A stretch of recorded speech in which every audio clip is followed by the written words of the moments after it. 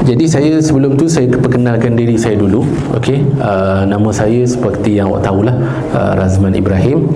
Okey, Ustaz Razman Ibrahim. So sekarang ni tahun kedua saya sebagai pengarah Pusat Islam.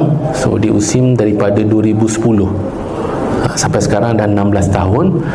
Sebelum tu lepas habis saya belajar USIM, Universiti Al-Azhar dulu, saya bekerja sebagai pembantu Dr. Zul Al-Bakri, mantan mufti wilayah tu, selama bertahun. Kemudian saya jadi lecturer di tempat saya belajar diploma dulu. Tapi bila saya dah masuk USIM ni, saya dah tak jadi lecturer dah, jadi pegawai takbir.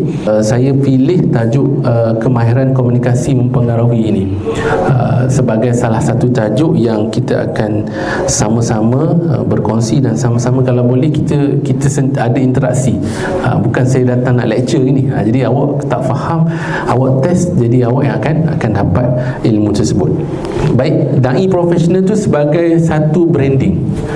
Kan ada orang dia rasa dai ni alah biasa-biasa je lah, sekadar ni ya. Tapi kita jadikan profesional. Profesional ni kalau banyak istilahnya, orang boleh kata sebagai orang yang disiplin, orang yang boleh, orang kata apa, menyampaikan sesuatu dengan berkesan dan sebagainya. Okey, punya atau cara kita. Okey, kita sampai pukul 1 nanti. Okey, 9 saya akan cover berkaitan komunikasi, dan kita akan tengok profil diri anda semua melalui ujian yang kita akan tengok nanti. So kita boleh tahu macam mana awak punya dominant, punya communication punya level. Okey, dan kita akan tengok juga macam mana bahasa-bahasa yang boleh mempengaruhi dalam percakapan kita ataupun penulisan kita. Dan repo, pernah tahu repo? Pernah dengar perkataan repo? Bukan report kan? Repo, gaya pemikiran, dan akhirnya soal jawab, dan juga seterusnya sampai habislah. Kalau ada soalan boleh tanya je. Okey, tanya soalan yang berkaitan. Kalau tak faham dan sebagainya boleh tanya. 3 benda yang saya nak kita capai daripada 4 jam ni. Okey, yang pertama, saya nak kalau dalam 4 ni kita capai, anda boleh jawab, boleh menghuraikan apa itu prinsip komunikasi, jenis dan kepentingannya dalam kehidupan. Saya faham ada yang dah belajar komunikasi. Ada FKP tak sini? Siapa? Itu FKP, tapi bukan komunikasi kan? Bukan kan? Mungkin di fakulti ada tak subjek communication? Dah ambil tahun apa? Tahun 1. Mungkin masa tu kita tahun 1 kan, Atikah kan, belum rasa nak guna sangat lagi kan. Jadi mungkin selepas ni akan guna benda-benda pasal ni. Okey, nombor 2, okey, saya akan cover berkaitan komunikasi secara ni. Ambil kursi ataupun pindah sini.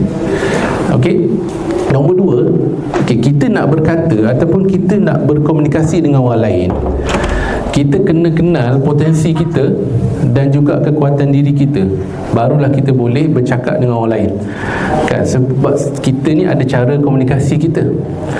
Orang lain, Akmal, dia ada cara komunikasi dia kan. Syifa ada cara komunikasi Syifa kan. Macam mana kita nak capai satu komunikasi yang memberi kesan. Kadang-kadang kita ni suka ikut kita punya cakap je sebenarnya orang lain tak boleh terima cara kita komunikasi. Jadi itu semua adalah perkara-perkara yang kita akan tengok berdasarkan ujian representasi diri yang anda akan jawab sekejap lagi. Okay? Dan yang seterusnya, kita cuba aplikasi kaedah-kaedah komunikasi yang berkesan dan mempengaruhi dalam organisasi. Maknanya apa yang kita belajar hari ini mungkin kita boleh implement dalam gerak kerja kita, dalam kehidupan kita, dalam macam mana kita berinteraksi dengan orang lain. Mudah-mudahan itu memberi satu ilmu, satu kemahiran yang berkesan untuk kita semakin baik dari sudut komunikasi kita, dan akhirnya mencapai apa yang kita nak. So ini 3 hasil ataupun objektif yang saya nak kita sama-sama capai pada hari ini. Kita akan buat sedikit biasalah dalam kursus adalah sikit ice breaking kan. Saya ada bagi awak punya dekat kertas awak tu, yang ni kan. Okey, tolong tulis nama dekat awak punya kertas tu. Okey, tuliskan nama. Jadi selepas awak dah tulis nama tu, boleh lipat letak atas meja. Nanti saya tak adalah panggil siapa nama. Jadi letak atas meja, lipat, okey. Lipat, okey. Dan selesai lipat. Lepas tu letak atas meja. Masing-masing ke depan. Dia punya nama tu ke depan. Okey. Macam tu Baik. Okey, kita akan buat sedikit aktiviti untuk ni. Memang lelaki 2 orang kan, tak apalah kan. Okey, baik. Sebagai aktiviti ice breaking pertama, okey, saya nak awak pandang ke sebelah kawan awak. Okey, awak salam dengan dia. Salam saja. Okey, salam. Okey, bagi salam. Oh, dah bagi salam Okey, itu yang pertama. Nombor 2, saya nak awak salam lagi dengan kawan awak. Awak cakap nama saya fakulti mana, dan saya daripada sekretariat mana. Sekali lagi boleh? Okey, ada partner. Kalau tak ada 3 orang pun tak apa. Okey. SPR.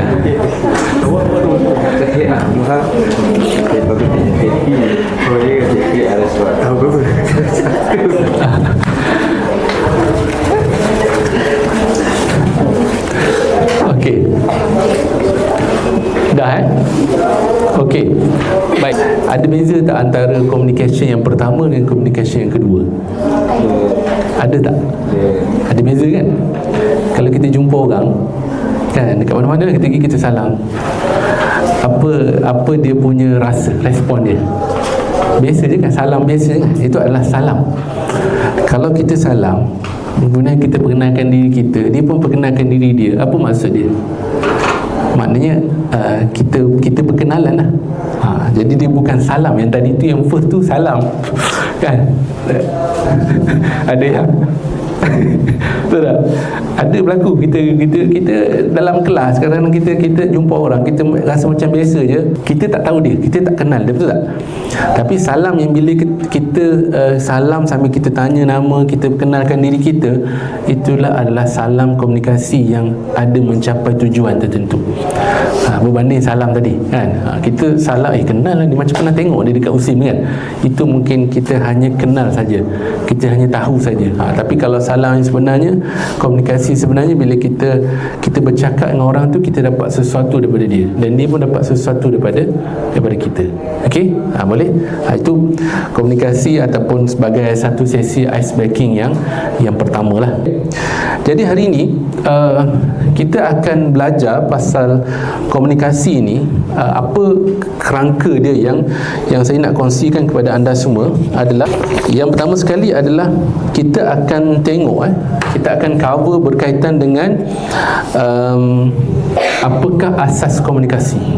Sebahagiannya saya percaya awak dah pernah dengar, awak dah pernah belajar dan sebagainya. Saya tak ambil semua, saya ambil sebahagian saja untuk kita dapatkan ilmu, dapat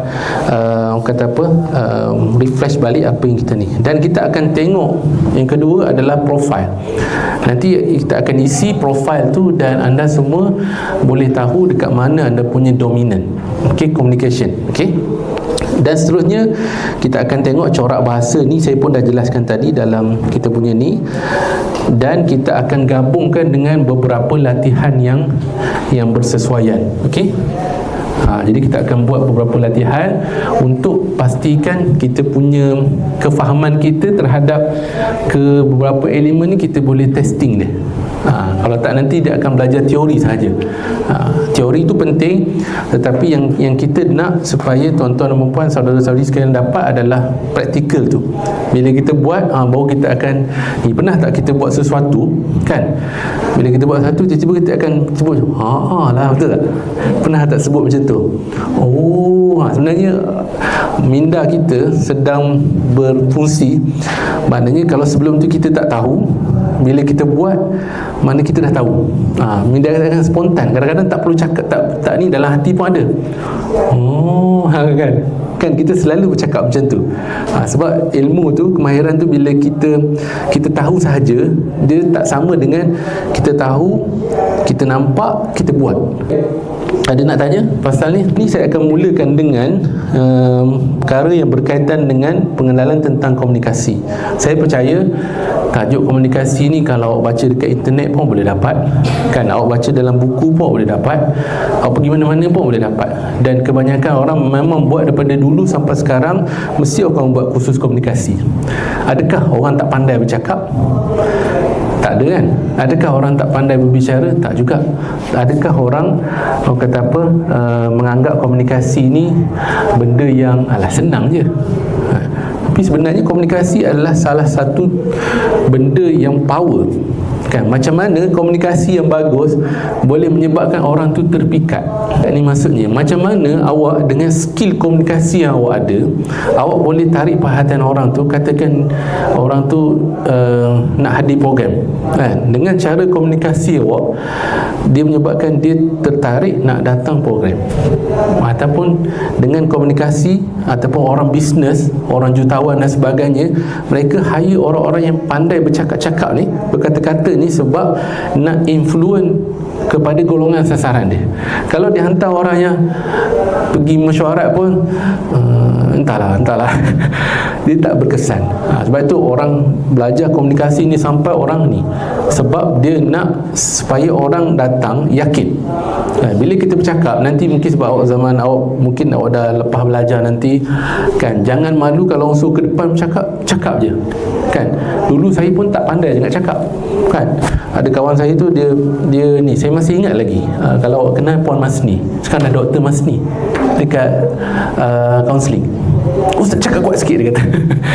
Sebab dia dulu cakap perlahan, tapi ini saya akan jawab sebab itu dominan kita, kan. Jadi bila kita cakap memang perlahan, jadi kita nak ubah kebiasaan kita tu, dia take time. Sebab tu dia perlukan pengalaman, latihan, konsistensi dan sebagainya. Jadi komunikasi ni, sebab tu dia penting. Sebab tu orang belajar sampai tua pun belajar. Secara umum macam ni dan sebagainya, adalah nota. Memang kalau awak faham komunikasi ni, memang untuk kita sampaikan mesej. Hatta orang menyanyi itu juga, dia menyampaikan mesej, betul tak? Melalui lirik lagu tu. Hatta juga macam penulisan, kita menulis dalam Facebook ke, kan, sebab kita nak sampaikan sesuatu ke saya saja je. Tapi ada orang sekarang ni kat TikTok, dia senyum-senyum pun dapat like sampai 1 juta. Mungkin sebab dia influencer kot dia. Maksudnya, bila sesuatu yang kita komunikasi adalah kita nak sampaikan sesuatu, kan, sesuatu pada orang, sama ada dalam bentuk yang panjang, yang pendek, ataupun peristiwa dan sebagainya. Jadi dia nak sampaikan mesej dan perasaan daripada penyampai kepada penerima. Okey, itu komunikasi secara ringkas. Dalam konteks dakwah, komunikasi bukan sekadar menyampaikan maklumat, tetapi kita nak dia menyentuh hati, mempengaruhi pengiran dan menggerakkan perubahan tingkah laku. Dalam dakwah ini, dia lebih luas pada itu, kan. Sebab bila kita berdakwah ni, Nabi berdakwah, dia bukan sekadar nak sampaikan sesuatu, mesej selesai, tapi nak sampaikan sesuatu yang benar. Dalam agama kita, Islam meletakkan dia hendaklah sesuatu benda yang benar. Okey, bukan satu benda yang salah dan sebagainya. Kalau dalam Islam, kita nak sampaikan sesuatu, tetapi sesuatu yang dikaitkan mestilah benar dan menepati syariat, kan. Kalau kita cakap benda, sebab tu kita ada sempadan agama kita. Bila kita bercakap, sebenarnya kita kena fikir apa yang kita kena cakap. Tapi kita, kenapa kita ada filter, kan? Kita tak boleh cakap yang ni, sebab hadis Nabi cakap ni, Allah SWT sebut qaulun ma'rufun dan sebagainya. Kita tak boleh nak cakap benda yang lucah, benda yang tak betul, benda yang syirik, benda yang salah dan sebagainya. Itu berbeza komunikasi Barat dengan Islam. Itu beza. Yang mudahnya nak cerita, komunikasi ni adalah bercakap ataupun menyampaikan sesuatu. Jadi jenis-jenis komunikasi ni dia banyak. Ni yang biasa, verbal. Sekarang ni saya tengah bercakap dengan anda semua ni, dan anda respon apa yang saya tanya dan sebagainya tadi, macam Afiqah dan Syifa dan sebagainya, itu adalah verbal. Verbal ni adalah adanya keluar suara daripada mulut kita. Semua orang bercakap. Ada tak orang yang sehari dia tak bercakap? Ada tak sehari awak tak bercakap? Tak ada kan? Ada tak perasaan kawan kita katakan Syifat dengan Atikah ada contoh kan, Atikah tak nak langsung bercakap dengan saya hari ni kan? Kita akan rasa macam mana kan? Orang tu tak nak bercakap dengan kita kan? Dah lah best friend kita, kawan kita, tak nak bercakap dengan kita, dia akan rasa lain. Okey, nombor 2, non-verbal. Non-verbal ni berlaku juga kan? Maknanya yang tanpa suara kan? Orang tanya kita nak pergi tak? Contoh tak.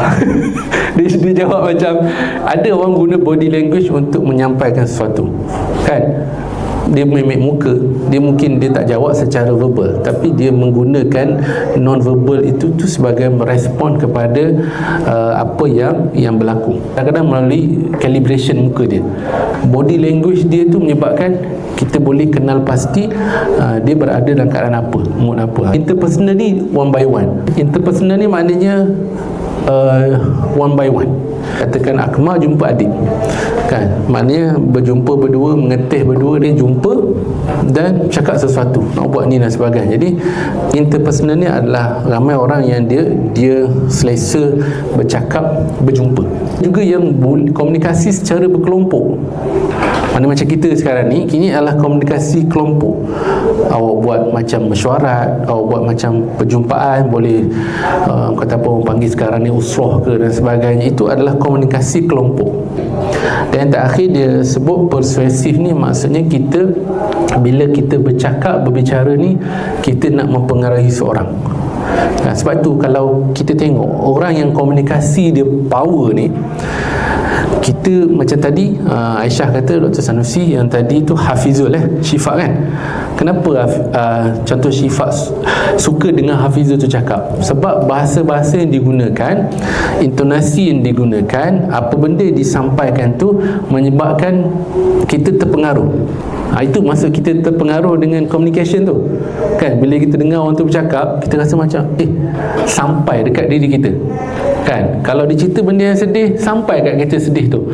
Kalau cerita benda yang gembira, sampai kat kita gembira tu. Ustaz Don Daniel, kenal kan? Dia bercerita dekat Mekah, dia cerita bawa jemaah umrah kan. Jadi dia bercerita pasal tempat-tempat peristiwa yang dia buat, rasa macam seronok dengan dia cakap. Dia bercerita tu menyebabkan kita rasa macam menarik kan. Jadi itu yang sebenarnya the power of language ni, the power of linguistic ni sebenarnya boleh membantu anda menyampaikan sesuatu yang lebih berkesan dan orang tertarik dengan apa yang kita cakap. Okey, tapi dalam Quran Allah sebut ada 6 jenis-jenis kata-kata yang menyebabkan yang kita kena ni.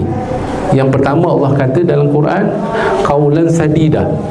Cuba cari nanti, saya tak tafsirkan hari ni, saya just sharing saja. Allah sebut perkataan yang benar dan jujur. Okey, surah Al-Ahzab ayat 70. Ada satu jenis kata-kata dia panggil qaulan sadida. Yang ni Allah kaitkan orang yang kata jujur ini dengan sifat takwa. Kalau orang tu bertakwa, dia akan kata-kata dia tu mengiringi sifat takwa tu. Nombor 2, qaulan baligha. Baligha ni maksudnya sampai. Jadi maksudnya wa qul lahum fi anfusihim qaulan baligha. Katakanlah kepada mereka perkataan yang berbekas pada jiwa. Jadi ini Allah sebut. Kenapa Allah sebut macam tu? Sebab dakwah ini juga kalau kita faham, dia mestilah dari hati ke hati. Nombor 3, qaulan ma'rufah.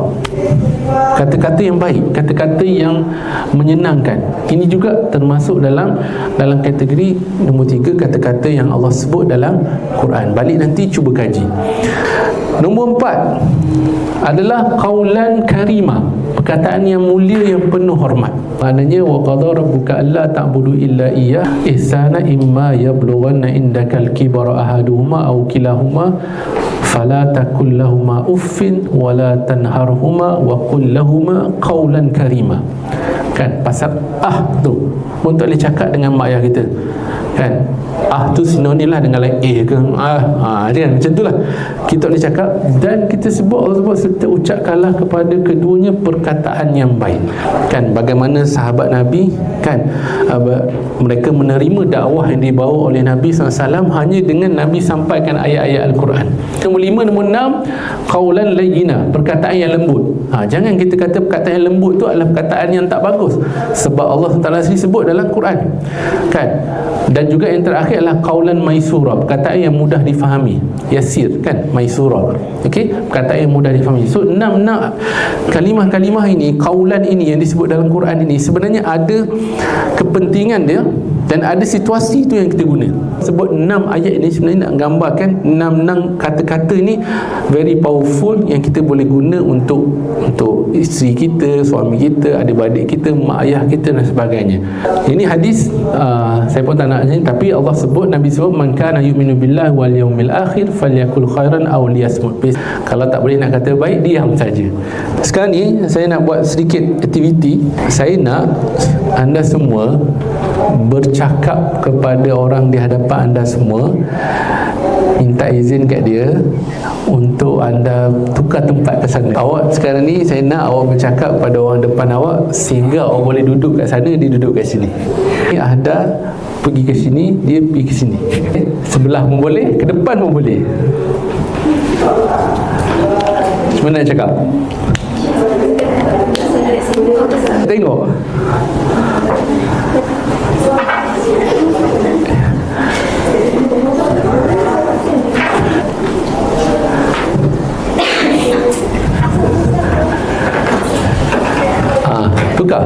Bertukar dalam keadaan macam terpaksa je. Baik, terima kasih kerana bagi kerjasama. Walaupun mula-mula tu malu, ada yang nampak tak, dalam komunikasi ada yang verbal, ada yang tak verbal, ada yang kenyap mata je. Ini mungkin sebab awak dah kenal tak? Walaupun mungkin dalam kategori yang berbeza, tetapi sebab awak dah kenal, kan. Tapi sebab tu kita bukanlah mudah, maksudnya awak main just macam tukar-tukar saja. Tapi kalau di tempat lain, kita akan cakap, cik boleh saya duduk sini? Okey. Ada yang tadi saya nampak Aisyah, tangan macam ni, dia guna non-verbal, tetapi Syahirah, kan, dia faham lah, tukar, switch, kan. Komunikasi ni daripada A nak pergi ke B. Okey, dalam nota pun saya ada tulisan. Jadi kalau komunikasi yang dikira berjaya apabila kita bercakap sesuatu ataupun kita sampaikan sesuatu kepada B tu, dia tak putus, dia terus je. Contoh, aku mau pinjam RM10.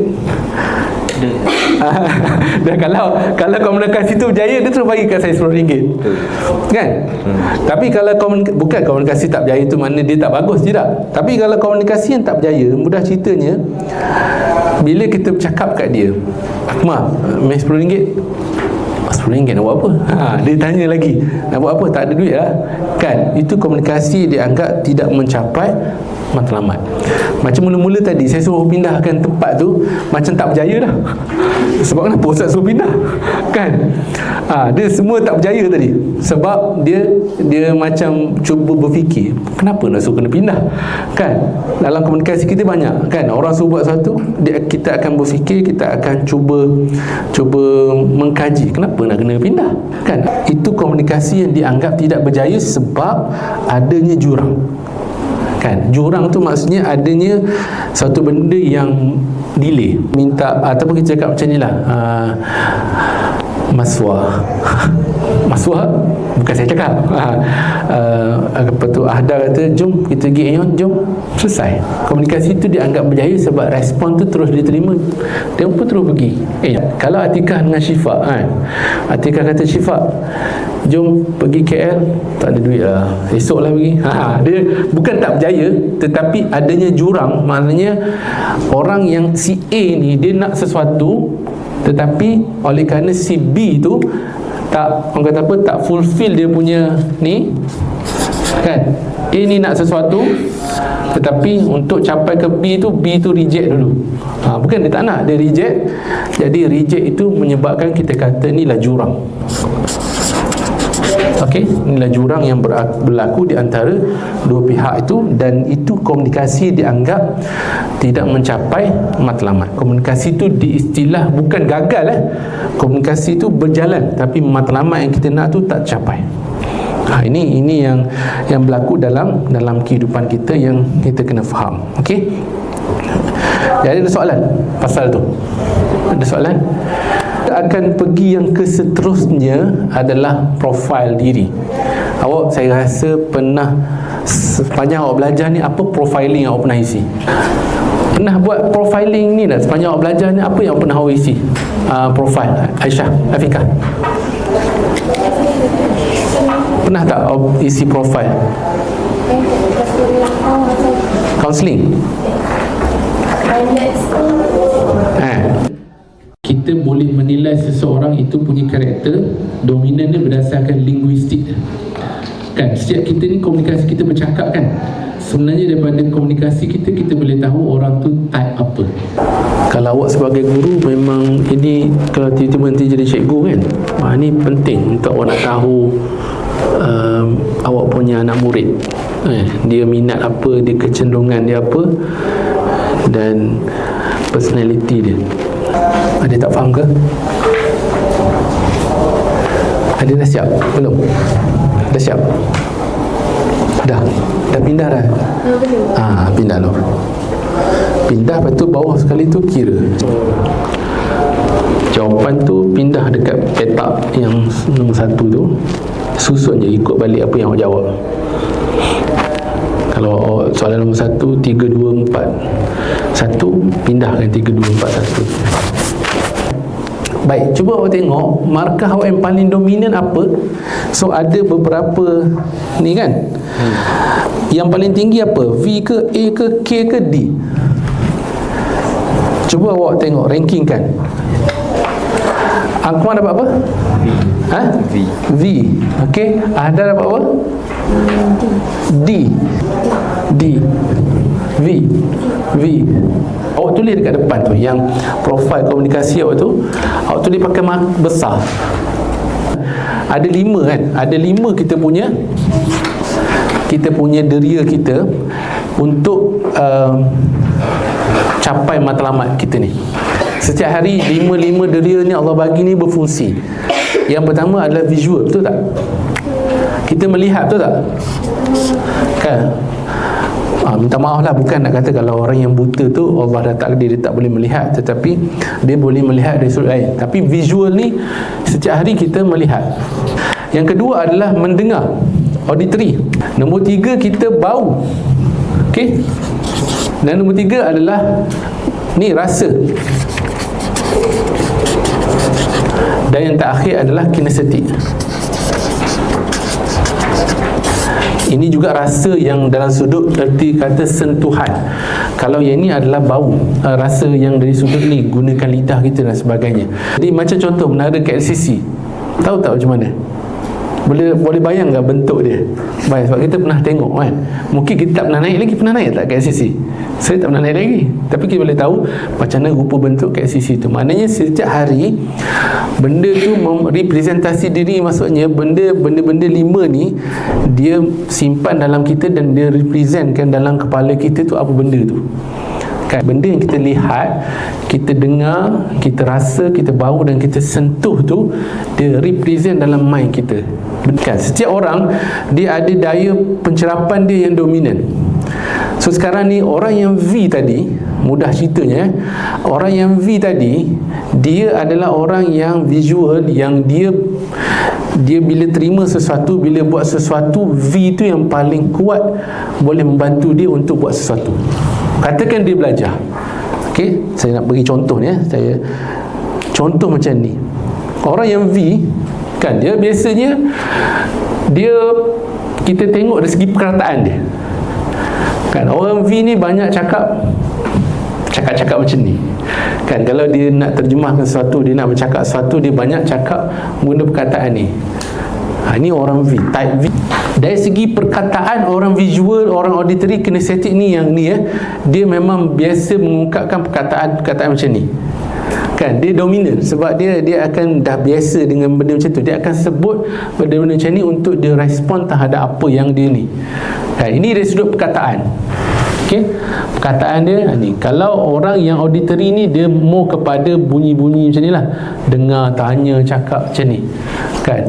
Dia akan menjurus kepada kecenderungan dia akan jawab benda macam tu. Kalau orang kinestetik ni, dia selalu cakap, saya rasa lah saya rasa. Begitu juga kalau cikgu ni cakap, jom kita bincang sekejap kawan-kawan kita kan, dia bukan V, jom kita bincang sekejap.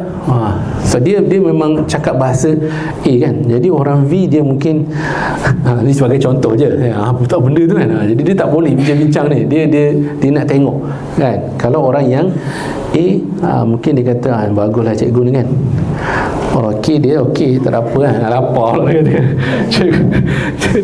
Dia lapar kan, sebab orang yang auditory ni biasa dia suka bincang lama, betul tak?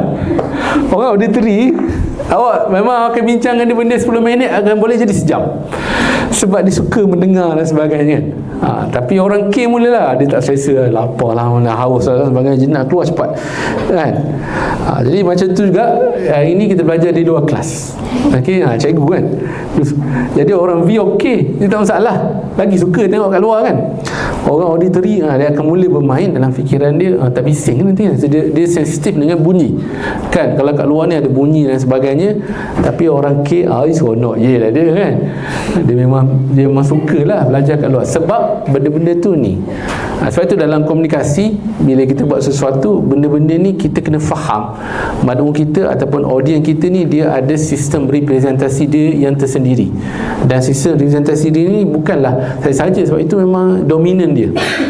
Okey, macam Akmal tadi dia V. Maksudnya mungkin kalau kita nak bercakap, nak berbincang ataupun nak berkomunikasi dengan Akmal, banyakkan perkara visual. Sebagai contoh, kalau saya nak minta Akmal buat sesuatu, saya kena lakarkan sesuatu kat dia. Saya kena lukis, saya kena buat, saya kata Akmal buat macam ni, tengok, saya akan guna, tengok apa yang saya buat ni, so Akmal buat macam ni. Ada kan, kita kan ada aha moment kan. Kalau kita orang visual, bila kita tengok, oh macam tu. Tapi kalau orang yang orang yang orang kata apa, kinestetik, dia kata, meh saya ajar awak buat.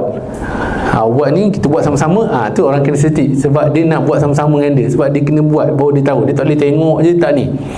Tapi kalau orang auditory, cuba cerita sikit, cuba cerita sikit, tak faham lah. Jadi bila cuba cerita tu, dia nak dengar.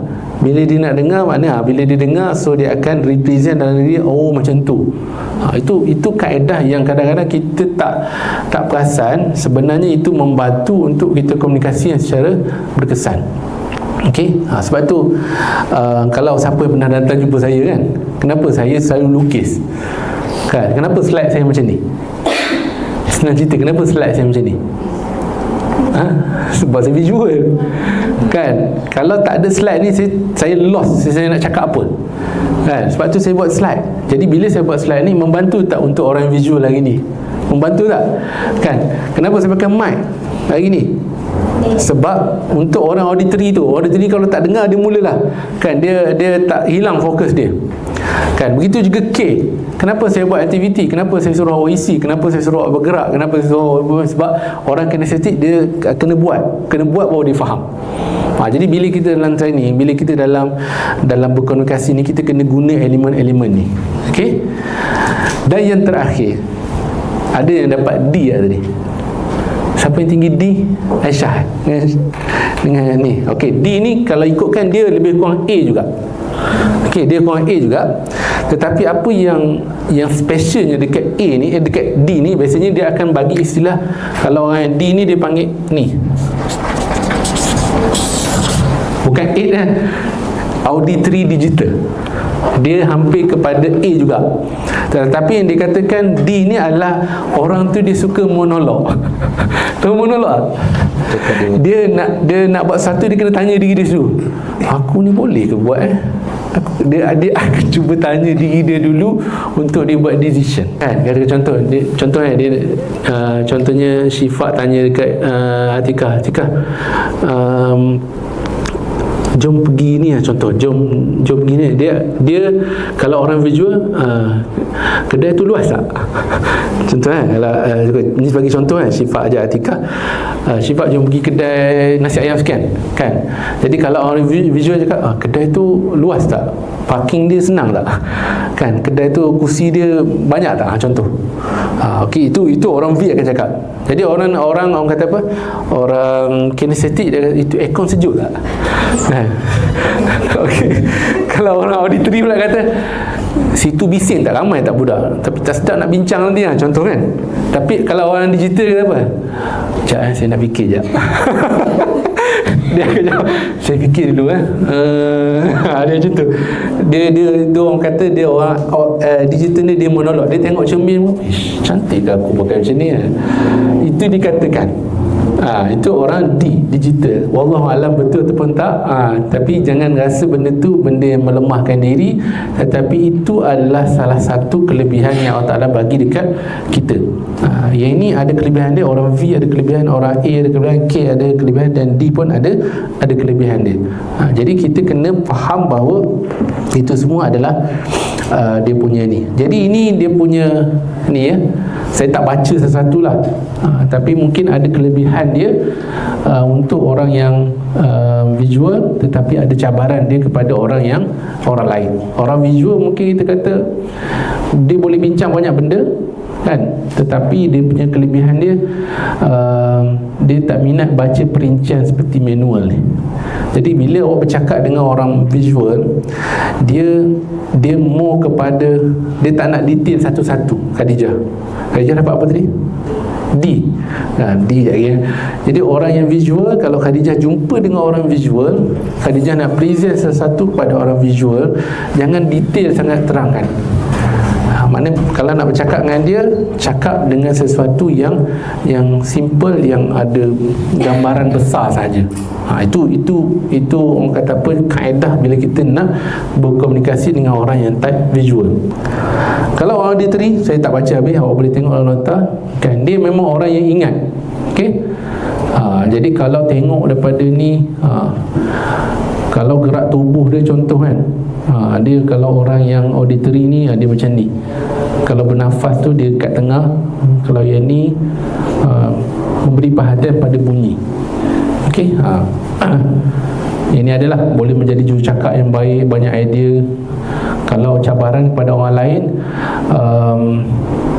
dia suka mengulangi ayat yang sama sehingga betul-betul pasti idenya. Ni tak apalah, tapi nak cerita orang auditory macam tu. Okey. Orang kinestetik pula,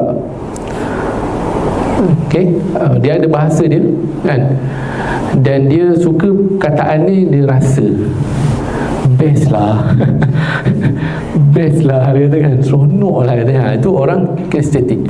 Okey, bila yang saya cakap ni, sebab awak kena faham dalam komunikasi ni, kalau awak nak ni, sekejap lagi kita akan buat aktiviti, awak kena faham ada satu istilah dipanggil keyword kan. Bila kita dengar kawan-kawan kita tu bercakap, dominan dia akan cakap mesti rasa, mesti honor lah, best lah. Tu maknanya kita tahu dia orang yang kinestetik. So bila kita nak bercakap dengan dia, bila kita nak bekerja dengan dia, bila kita nak buat sama-sama dengan dia, kita pastikan kita ajak dia menggunakan bahasa-bahasa yang dia, bahasa-bahasa dia, barulah kita akan mudah nak tarik, attract untuk kita capai apa yang kita nak. Ni digital tadi yang saya kata monolog, saya secara ringkas je tadi Atikah So maknanya orang digital ni mungkin dia nak data juga. Okey, sebab dia nak buat sesuatu tu ikut logik dia. Okey, dan juga yang lain-lain lah. Dia mungkin orang-orang digital ini dia suka, orang kata apa, mainan data, fakta kan. Kalau nak susun tu, dia suka benda-benda macam tu, membantu untuk dia capai sesuatu. Berbanding dengan orang yang kinestetik, dia kena buat. Orang yang digital ni dia nak mengkaji, dia suka nak memperhalusi data-data yang ada dan sebagainya. Jadi dalam hidup kita ni, okey, baik dalam nota awak pun ada kan. Jadi saya nak cerita, kita punya setiap hari Kan kita ada 5 benda yang saya sebut tadi kan, yang gambar 5 tadi kan, VAKOG tu kan. So dia masuk dalam kepala kita. Okey, jadi banyak filter dalam kepala kita. Okey, antaranya delete, distort, generalization ni. Ada benda maklumat yang sampai setiap hari dalam kepala kita. Ada yang cepat hilang, ada yang lambat hilang. Kalau yang masuk dalam kepala kita ni, contoh gambar ni. Okey, gambar ni, kalau orang visual, dia tengok ni, dia mungkin lambat hilang sebab dia tengok. Tapi kalau gambar ni sahaja, orang auditory tanpa saya cerita, dia akan lupa dah gambar ni, betul tak? Sebab dia punya kekuatan dia adalah kepada penceritaan.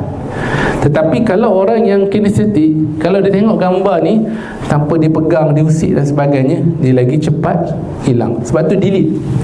Dan begitu juga kita distort, dan distort ni kita ubah sesuai. Sebab tu dalam pembelajaran, bila cikgu ajar awak, lecturer ajar awak, kalau kata orang visual, bila dia tengok lecturer tu mengajar dengan slide yang cantik, slide yang dia faham, ingat tak dalam kepala dia? Sebab dia orang visual. Tapi kalau auditory, dia masuk dalam kelas, lecturer tu memang mengajar slide yang bagus, tapi dia bercakap macam saya sebut tadi lah, dia bercakap pun tak clear lah. Sebab tu dia kata tak dengar lah doktor, tak dengar lah. Sebab dia dah mula kat sini dah. Sebab dia tak suit dengan dia punya ni. Jadi dia punya mind dia akan delete satu persatu, dia akan distort. Tu yang jawab periksa tu merabahan. Dia ubah suai, distort. Sebab dia ubah kan. Patutnya penceritaan dia tentang sekian statement tu kan. Tapi orang yang kedua ni dia distort, dia ubah suai kan. Benda yang tak ada jadi ada, benda yang tiada diadakan. Okey, tapi kalau orang generalization tu, dia terus buat kesimpulan je kan. Jadi filter kita ni. Sebab itu awak ingat tak semua nombor plate kereta yang ada lalu depan awak tadi sebelum sampai sini? Kenapa tak ingat? Kan awak tengok. Sebab benda tu tak penting kan. Sebab kalau ditakdirkan kita tak delete semua benda ni, apa jadi? Banyak benda kan. Storage kita pun akan terbeban dengan ni kan. Jadi kita tak ingat semua benda. Sebab kita akan ingat benda penting je. Awak ingat IC sendiri tak? Ingat tak IC mak ayah? Saya tak ingat lah. Okay, sebab kita ni. So ada lagi filter lain. Itu yang saya kata language, bahasa. Okay, so ada orang yang visual, dia akan cepat ingat kalau orang tu bercakap bahasa visual. Orang auditory, dia akan cepat ingat, cepat respon bila orang tu bercakap dengan bahasa auditory. Begitu dengan bahasa kinestetik dan sebagainya. Lepas tu bila kita nak komunikasi dengan orang, bila kita bercakap, sebagai contoh kita V. Okay, bila orang tu bercakap, berkomunikasi dengan kita dengan bahasa V, kita pun proses faham, kita ambil action, betul tak? Tapi kita V, orang tu bercakap bahasa A, lama diproses. Sama juga dalam komunikasi kita kan. Macam juga K. Contoh K, arahan awak diminta buat sekian. Alamak, aku tak faham ni, macam mana aku nak buat kan. Sebab orang ni dia tak tunjukkan macam mana. Jadi dia akan stuck kat sini. Sebab tu behavior dia, macam mana nak buat ni kan. Dia akan cari orang yang boleh ajar dia buat, demonstrate kat dia. So bila orang tu demonstrate kat dia, baru macam ni, senang, boleh lah buat. Nampak tak? So setiap hari kita akan deal benda-benda macam ni. Bila orang bercakap dengan bahasa V, awak pun V, mudah, cepat. Berbanding kalau orang cakap dengan bahasa A, awak akan macam mana nak buat. Jadi awak akan proses dulu, awak akan ni dulu, fikir dulu, dan akhirnya dia akan membantu melambatkan kita punya pemahaman dan juga tindakan kita. So akhirnya behavior kita ni paling cepat adalah berdasarkan apa yang kita cerap. Bila kita terima, dia akan represent dalam kita punya ni, represent dalam kita punya mind kita ni. Akhirnya kita akan buat. Ada soalan? Banyak lagi ni kita nak ni, sebelum kita praktis ni. Ada satu kaedah lagi ni. Dalam nota tak ada, saya tak cerita. Ada? Khadijah? Tadi tak ada soalan juga. Saya ada soalan. Okey, nak rakam. Kalau orang pakai you, dia macam mana? Dia kategori apa tak? Ni yang kita belajar ni, macam saya kata tadi, kita memang kaji dari sudut linguistik. Kita tak kaji dari sudut body. Maksudnya linguistik dia tu, bahasa dia tu kita boleh tahu dia visual ke, auditory ke, kinestetik, melalui linguistik dia, kan? Sebab dia akan sebut bahasa-bahasa yang saya sebut tadi. Kalau orang visual, contoh kan, hari ni apa? Ahad. Kita kata hari ni Ahad, ada apa kat nilai ni yang menarik? Uptown, kan? Pernah pergi kan? Okey, Atikah dengan Syifa je. Okey, Maswa dengan Nabihah. Maswa ajak nak, jom kita pergi ni, kita pergi ke apa tu, Uptown. Saya tengok, katakan contoh, saya tengok ada orang jual ni. So dia akan menggunakan bahasa-bahasa visual tu, kan? Katakan nombor 2 pula, dia akan sebut, okey, jom kita pergi Uptown tu. Dengar ada orang cerita semalam, kan, ada offer, kan? Dia akan menggunakan bahasa-bahasa dominan dia tu, yang kalau dia orang auditory, dia akan guna bahasa dominan dia, kan? Begitu je orang kinestetik, jom pergi ni, semalam aku dah pergi, aku dah rasa dah ada sedap lah makanan tu, dia kata. Dia orang kinestetik, kan? Dia dah rasa dulu, baru dia puas hati, baru dia ajak orang lain, kan? Jadi nak cerita OKU ke tak OKU pun sama. Maknanya dia berdasarkan linguistik bahasa tu, kita boleh ketahui dia ni orang personality apa. Semudah untuk kita nak bercakap dengan dia. Okey. Jadi benda ni kadang-kadang melalui percakapan pun kita boleh detect. Jadi awak tengok tak latihan nombor 2 ni, latihan kenali potensi manusia. Okey. Seorang akan bertindak sebagai tukang tanya, seorang jadi tukang mangsa, seorang akan jadi orang yang ditanya, seorang lagi tu dia kena tulis kat sini. Okey, tulis kat sini adalah soalan saya dah bagi tadi. Okey, maknanya ceritakan pengalaman anda sepanjang berarti sebagai pengarah segi, apa respon dan komen anda terima daripada orang lain, Bu. Ini soalan dia, baca. Orang yang kena pegang kertas ni cuba naraikan dari sudut perkataan yang disebut, kan, banyaknya digunakan perkataan apa? Visual ke, auditory ke, kinestetik, percakapan macam mana, pernafasan macam mana, mata dia macam mana, penyampaian macam mana, dan gerak tubuh dia macam mana. Okey, lepas tu last soalan, apa perasaan Aisyah and sejauh mana dah perubahan yang berlaku dalam diri Aisyah dengan orang sekeliling? Sepanjang sekre ni lah, macam ada tak apa perubahan ke arah yang lebih baik, macam oh aku dah berani nak bercakap dengan orang macam tu lah? Ada, besar. Sebab kita masuk sini kan, sebab kita nak kena dekat Pasti nak bercakap apa semua, sebab saya rasa ada sebab apa, ada sokongan daripada orang lain, dan bagi Ana penting, sebab Ana rasa kepercayaan orang lain terhadap diri Ana macam tu.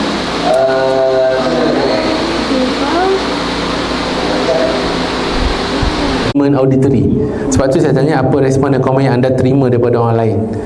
Apakah perasaan anda? Itu mau pada kinestetik, supaya saya nak tengok kita semua ni boleh suit tak dengan benda-benda yang VAK tu.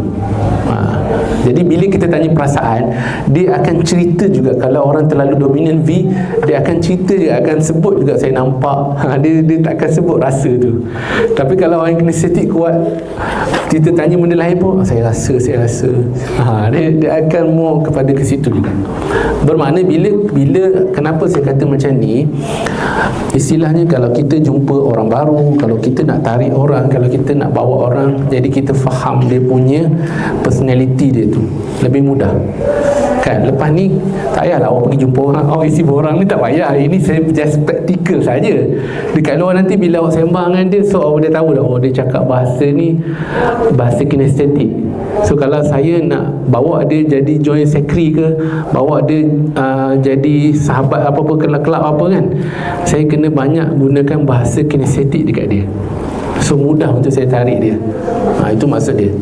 Baik, yang ketiga adalah corak bahasa mempengaruhi. Okey, boleh duduk balik tempat masing-masing. Okey. Kita dah belajar tadi, kita kenal personality. Senang cerita kita kata profiling lah. Okey, kita nak profile orang tu. Kan, kalau dekat luar kita dah tak boleh nak profile orang, kita suruh isi orang. Ada Kan kita jumpa kawan kita yang kita ajar ini, sebab saya ajar awak, antum semua, antum isilah borang ni. Okey.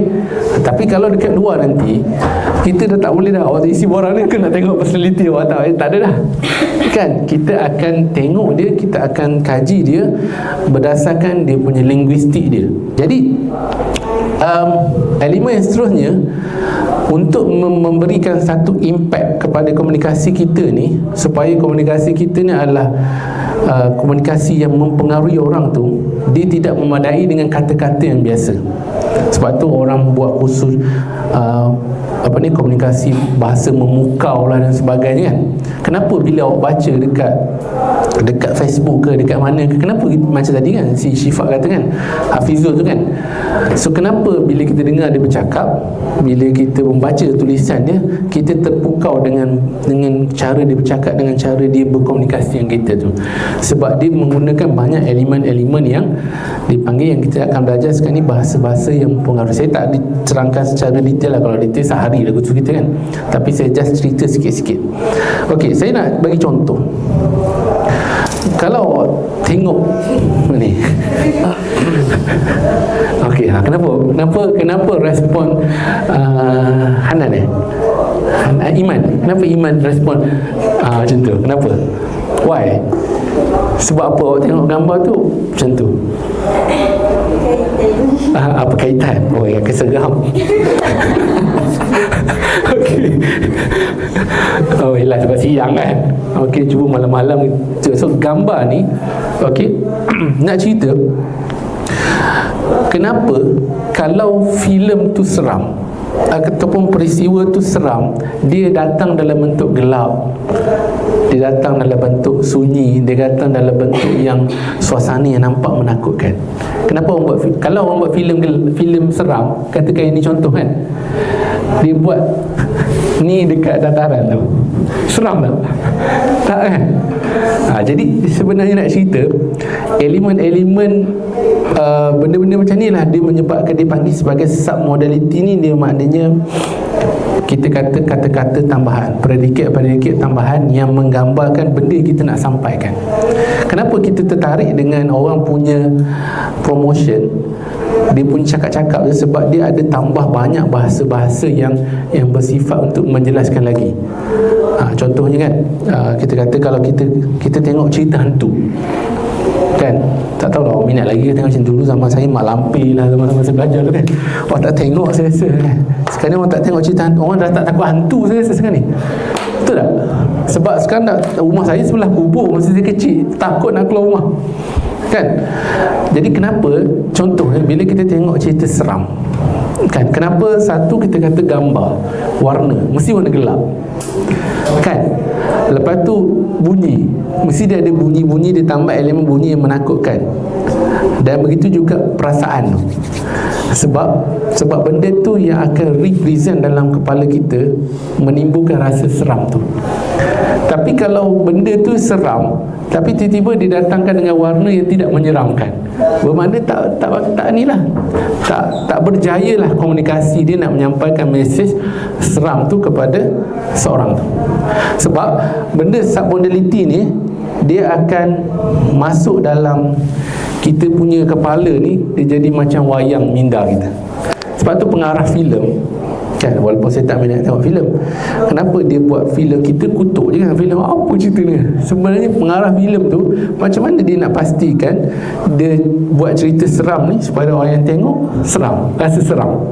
So orang yang tengok filem ni dia nampak keseraman tu. Bila dia buat filem tu, orang yang auditory rasa seram tu, boleh kata apa, dengar orang lain kata seram filem tu.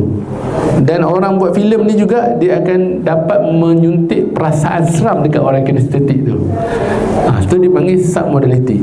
Sebab tu benda-benda macam ni kadang-kadang bila kita bercakap, bila kita tengok orang-orang yang power bercakap ni, kadang-kadang dia tak belajar saja, tapi memang dia karakter dia bercakap macam tu. Macam saya kata Ustaz Don tadi kan, bila dia cerita pasal tempat sejarah dekat Mekah tu kan, Kan banyak elemen-elemen submodality dia katakan. Perasan tak, dia katakan. Dia cerita tu ni lah, Hafizul tu saya tak ingat lah dia punya ni, tapi dia macam tu juga kan, dia cakap lembut, nada dia macam tu kan. Submodality ni maknanya kalau kita kata contoh macam ni kan, bila kita nak cerita pasal kucing dengan tikus kan, contohnya kita nampak kucing tu menangkap tikus tu, kemudian dia menggonggong tikus tu, dia menggigit, dia menyiat kulit dia sampai berdarah keluar, memercik darah. Itu dipanggil submodality. So, bila kita bercakap, bila kita tambahkan elemen-elemen submodality, akhirnya tergambar dekat orang yang membaca, orang yang melihat, orang yang mendengar tu, benda yang terpacat dekat wayang minda tu, dia boleh menggambarkan benda tu. Ni maknanya submodality ni. Bila kita bercakap, bila kita nak menyampaikan sesuatu, kita cerita benda macam tu, baru ada hasil dia akan. Sebab tu kalau kita macam dulu orang kata mak ayah dulu kan, dia ataupun datuk nenek suka cerita kat cucu kan, ceritalah. Bila dia bercerita, akhirnya dia asyik, lepas tu dia tidur, dia lelap. Pernah masa kecil-kecil atuk dua-dua kan cerita kan. Jadi kerana itu submodality ni penting. Bila kita bercakap, bila kita menulis, bila kita ni, cuba kalau awak menulis, awak ada lagi Facebook tak sekarang ni? Ada lagi kan? Tapi orang kata Facebook ni dah orang tua dah, sama-sama kita orang kan. Tapi still ada kan, cuma orang dah banyak pergi ke TikTok kan. Kenapa TikTok yang berjaya tu, bila kita dengar dia, kita tak ni kan, sebab kita tahu dia guna elemen submodality ni banyak. Jadi bila dia bercakap terus tergambar. Kalau orang visual, yang dia cakap tu boom, tergambar kat sini kan. Kalau orang yang auditory, yang dia cakap tu kita terasa, dengar macam benda tu cakap kita kan. Kalau orang kinestetik, dia cakap tu kita dapat bayangkan, kita dapat rasa benda yang dia cakap tu betul-betul dekat dalam diri kita. Itu memang kalau kita nak cakap, kita kena gabungkan ketiga elemen tu, visual, auditory, kinestetik tu, barulah submodality ni banyak. Kalau awak boleh tengok dalam nota tu, awak boleh baca lah ya. Sebab tu kalau contoh, kalau orang yang visual, berwarna hitam, jadi dia, kalau kita nak buat cerita menyeram kan, kita kena gunakan warna-warna yang seram. Kalau warna putih, dia tak seram kan. Kalau warna merah, dia tak seram. Begitu juga bunyi kan. Kalau kita nak menggambarkan elemen bunyi yang menyeramkan, kita kenalah bunyi pintu ataupun bunyi, contohnya bunyi yang kata apa, kalau kita nak menyeramkan, macam contoh bunyi hantu macam mana? Ada tak tahu kan? Tak pernah dengar adalah. Kenapa ada bunyi itu dalam filem hantu? Sebab dia nak menimbulkan perasaan tu kan. Jadi elemen-elemen yang ni benda yang membantu untuk menjelaskan kepada kita bahawa apa yang saya sebut tadi macam ni. Bila kita tambah submodality, dia tak boleh datang dalam keadaan yang biasa saja. So dia kena tambah dengan elemen-elemen tadi, barulah kita boleh simpan sebagai satu pengalaman yang kita nak menyeronokkan. Tak mesti benda seram saja. Kalau kita nak ajak orang buat baik, kita nak ajak orang buat benda ni, kita akan gambarkan kat dia, ni yang dia akan dapat, ni dia akan ni. Jadi kita akan gunakan submodality juga untuk supaya dia boleh terima dan dia boleh hayati apa yang kita nak cakap. So banyak sebagai contoh. Dan komunikasi efektif ni juga sebenarnya kita boleh dapat dengan cara dengan memperbanyakkan predikat kan. Dulu kita belajar subjek dan predikat kan. Apa maksud subjek, apa maksud predikat? Predikat ni macam kita panggil apa dia? Yang menjelaskan kan? Okey. Baik, situasi dia macam ni. Okey, katakan ini di salah satu showroom. Okey. Showroom tempat jualan kereta. Jadi si penjual kereta ni dia nak promote kereta kepada customer lah. Jadi ini pun gambar AI kan. Jadi sebagai contoh saja. Jadi kalau dia kenal type orang kata apa, customer dia tu, lebih mudah Dia tak boleh reaksi orang ni kan.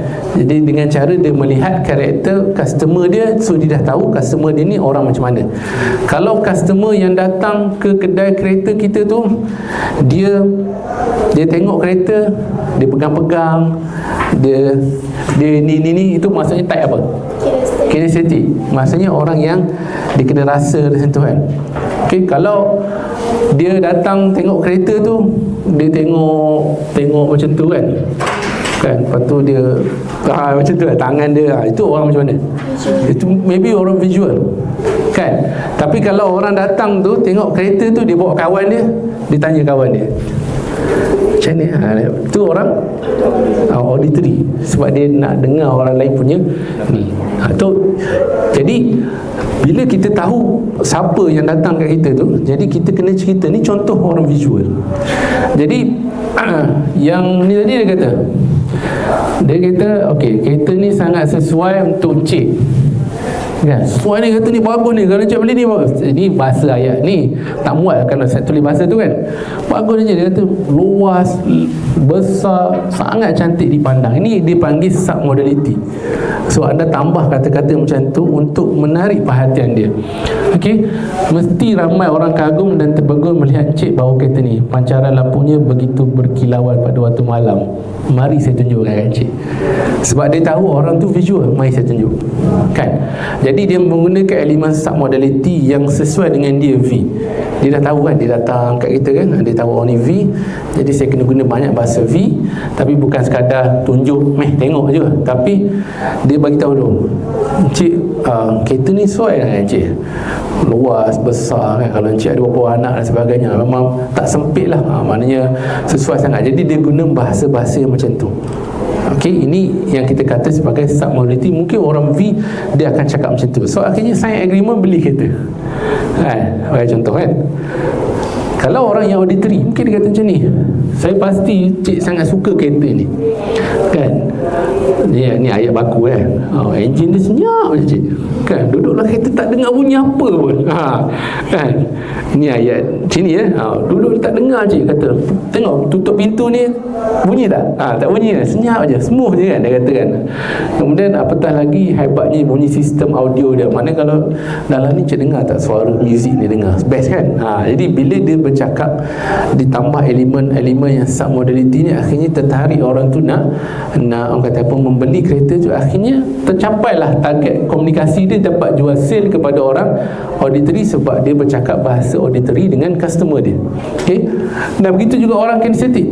Mungkin cuba cik duduk kan, cuba cik rasa duduk best kan, dia punya sofa tu kan empuk kan dan sebagainya, duduk je rasa best kan, rasa macam kursi dia tebal kan. Jadi elemen-elemen bahasa yang ni, kalau cik bawa kereta ni tak rasa letih dan ni sakit, sebab dia punya sofa dia sesuai dengan cik bagi contoh. Mana dia menggunakan elemen-elemen submodality tu untuk mempengaruhi mad'u dia ataupun customer dia, dan akhirnya dia berjaya menyampaikan mesej komunikasi itu, akhirnya mencapai matlamat.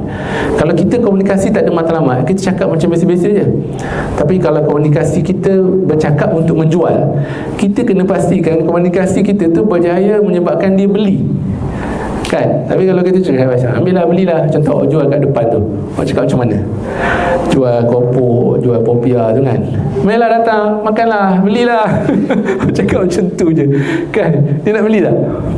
Kan? Mungkin tak kan, dia lalu je kan. Kegagalan kita bukan sebab produk kita tak bagus, barangkali marketing kita dari sudut linguistik kita tak bagus.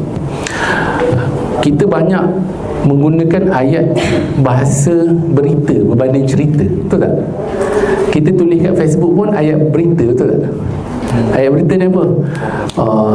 Telah selesai program sekian-sekian. Kita jarang buat cerita kan. Hari ni bersemangat betul kan, ada customer yang ni. Jadi kita jarang menggunakan ayat cerita, sebab tu orang tak baca sangat kita punya penulisan. So ini juga penting. Sama juga kita bila kita nak menulis, kita nak buat konten apa-apa, kita banyak berita tapi kenapa tak gunakan bahasa-bahasa bercerita kan?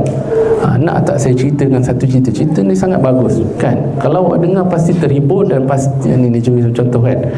Jadi gunakan submodality tu untuk awak melatih dapatkan satu pengalaman komunikasi betul-betul ni. Baik, balik nanti awak cuba buat mana-mana perkongsian ke, jangan buat banyak berita, buat cerita banyakkan submodality yang memahami VAK tadi tu. Okay, ceritalah. Kalau tiba-tiba saya nampak kan tadi kan, cuba awak perasan tak orang cerita, aku nampak tadi accident kan, tahu tak terbelah dua kepala dia, darah menyumbit memancut-mancut, aku nampak. Orang yang dengar tu rasa apa? Itulah masa kita guna submodality tu kan. Kalau tadi kau nampak accident, motor langgar babi, itu je, habis ending. Kita cakap macam tu je, orang tak rasa takut, orang tak rasa ni. Yang keseterusnya adalah, okey, ni tajuk seterusnya dia, repo. Pernah dengar tak pakai repo? Bukan report.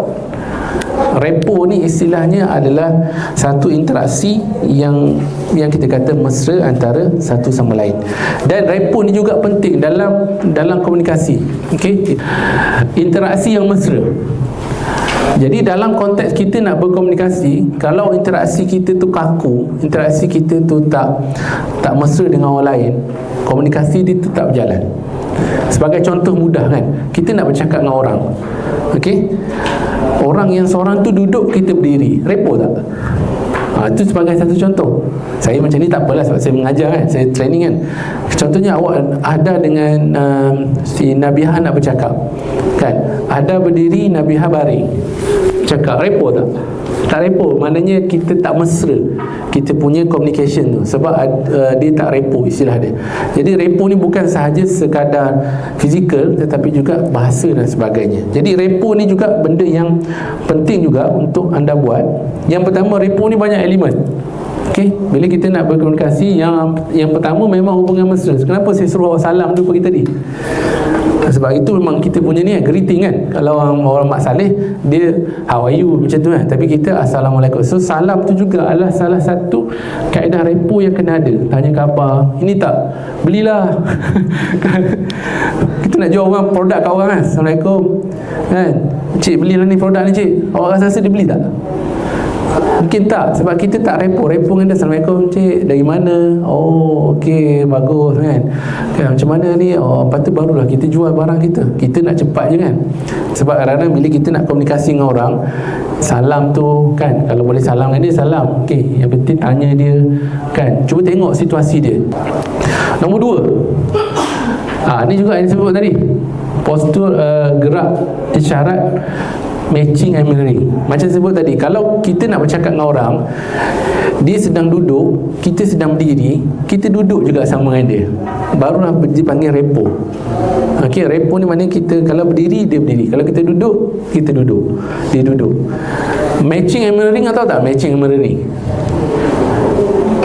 Matching ni contohnya sama kan, maknanya kalau macam tadi duduk sama. Mirroring ni tahu tak mirroring? Mirroring ni macam terbalik. Kalau contoh kita tengok cermin, dekat cermin tu kita tangan kanan, dekat cermin tangan kiri kan. Kalau kita duduk, contohnya adik sini, adik Akmal sekejap. Okey, baik, sini Akmal. Okey, kalau matching, okey, kalau saya cakap dengan Akmal, saya buat macam ni, so Akmal tiru saya tu adalah matching. Kalau saya buat macam ni, dia pun boleh buat macam ni. Macam ni, tu saya macam ni. Okey, itu matching. Okey, tapi kalau mirroring, contohnya kalau saya pegang tangan sini, tangan kiri, Akmal pegang tangan kanan. Ni mirroring. Jangan kalau macam silang pangku kan, contoh kalau saya silang kaki saya ke macam ni, dia janganlah silang kaki dia ke sana, so dia silang kaki ke sini. Jadi itu dipanggil mirroring. Dia buat ni. Jadi sebab tu kadang-kadang komunikasi kita tak efektif, sebab kita pun tak raikan keadaan orang kita. Okay? Dan lain banyak lagi lah. Ni contoh, ekspresi wajah apa semua ni kan. Kadang-kadang yang ni pun kita tak ambil cakna kan. Ada orang tu mungkin muka dia tengah tengah berserabut dan sebagainya, tentulah kita nak ni kan. Jadi kita cuba bertanya, cuba memahami kondisi dia, so repo ni dan sebagainya. Mungkin bila kita tanya, kita kan perasan bila kita sembang orang tiba-tiba kan dia macam gelisah je kan. Kita boleh tanya kalau kita tak faham, awak ni kenapa saya cakap tak ambil peduli pun kan. Sebenarnya rupanya dia sejuk kat situ kan. Sejuk lah, itu kita sembang tempat lain kan mudah kan, berbanding buat orang kata apa, persepsi awak ni saya cakap pun tak dengar kan. Orang tu dah sakit perut, dia nak pergi toilet, kita pergi toilet dulu macam tu, muka dah aduh sakit je ni kan. Macam tu kan. Jadi ekspresi wajah ni kita kena faham kan. Begitu juga nombor 4, suara kan. Kalau kita bercakap, contohnya kadang-kadang ada orang bercakap kuat, ada orang bercakap rendah kan. Yang kuat ni still aku bercakap kuat, dia cakap perlahan sangat kan. Kita boleh selaraskan, samakan suara kita dengan suara dia tu sama, supaya dia panggil repo dari sudut suara. Kalau tak nanti dia akan berlaku benda yang tak ni. Sebab tu kadang-kadang ada orang yang bercakap kasar, orang ni bercakap baik kan. Mulalah yang cakap perlahan ni dia tak nak berkawan dengan dia, sebab orang ni cakap ni sangat kan. Jadi dalam konteks komunikasi, kita repokan suara kita ni, volume dia kan, nada dia kan. Ni seorang cakap laju, seorang cakap perlahan kan. Orang yang perlahan perlahan sikit. Kita cakap macam tu lah. Laju sangat kau cakap ni, tunggu kan. Jadi kita kena memahami situasi. Itu laju sangat kan. Itu juga yang predikat yang saya ajar tadi lah. So selain daripada repo yang fizikal tadi, bahasa sangat penting. Kalau saya nak suruh Atikah buat sesuatu, dia Atikah D kan. So saya kena banyak gunakan predikat D dekat Atikah, barulah dia akan buat, dia akan laksanakan apa yang saya suruh buat. Tapi kalau saya banyak cakap V, dia blur, tumbang dia, tak faham, saya tak faham, dia kata tak faham kan. Macam itulah sebagai contoh kan. Dan juga pernafasan ada juga kan. Pernafasan dia juga dikira antara yang repo juga. Kalau orang tu bercakap pernafasan dia rendah, kita pun cuba rendahkan pernafasan kita. Jangan dia rendah kita tinggi. Jadi ini antara elemen-elemen repo yang diajar, dan banyak lagi lah kan. Cuma perkara-perkara ni perlu dijadikan sebagai satu panduan, supaya anda semua kalau nak bercakap kena memahami juga benda-benda macam ni. Yang saya perasan antaranya adalah matching and mirroring ni kan. Selalu kalau kita duduk dengan orang, ini kita nak jadi profesional tau. Bila kita pergi jumpa, contohnya kan, kalau kita pergi jumpa dengan orang kan, kita nak pergi buat sesuatu kunjung hormat yang ni kan, kadang-kadang kita guna duduk macam ni kan. Orang tu tengah duduk macam ni, kita kena duduk macam ni juga kan. Dia duduk, dia sambil bercakap tegak macam ni, dia duduk macam ni kan, kita buat macam ni. Awak rasa macam mana? Dah lah nak pergi minta duit ni kan, contoh kan, dia macam ni kan. Tempat Afikah tu dia duduk macam ni kan, kita duduk kat sini macam ni kan. So dia mana tak repo. Kita ambil kira tak repo sebab dia tak matching dengan ni kan. Sama juga kalau tiba-tiba dia kursi dia macam ni, dia nak cakap dengan kita. Selalu kita jumpa orang kan, dia nak cakap dengan kita, dia akan alih sikit kursi dia kan. Kita biar je macam ni, kita macam ni je kan, dengar dia. Sepatutnya dia macam ni kursi dia, kita pun macam ni juga. Barulah dia panggil repo. Duduk yang paling bagus adalah dia macam ni kan. Sebab kita, kenapa saya cakap macam tu, masa zaman kami coaching dulu, okay, kalau awak cakap macam ni, okay, ni kepala je lah, okay, kalau awak cakap macam ni, dia ada satu halangan kat sini. Okay, kalau awak nak bersembang dengan dia, katakan ni si A, kalau awak nak coaching si B ni, dia boleh jadi dia tak boleh nak sepenuh hati nak bercerita sebab ada blok kat sini. Kalau dia nak cerita benda yang menyedihkan pun, sebab ada orang depan dia tengah tengok dia, tengah catat mata dia ke mana tu kan. Cara yang paling baik duduk adalah macam ni.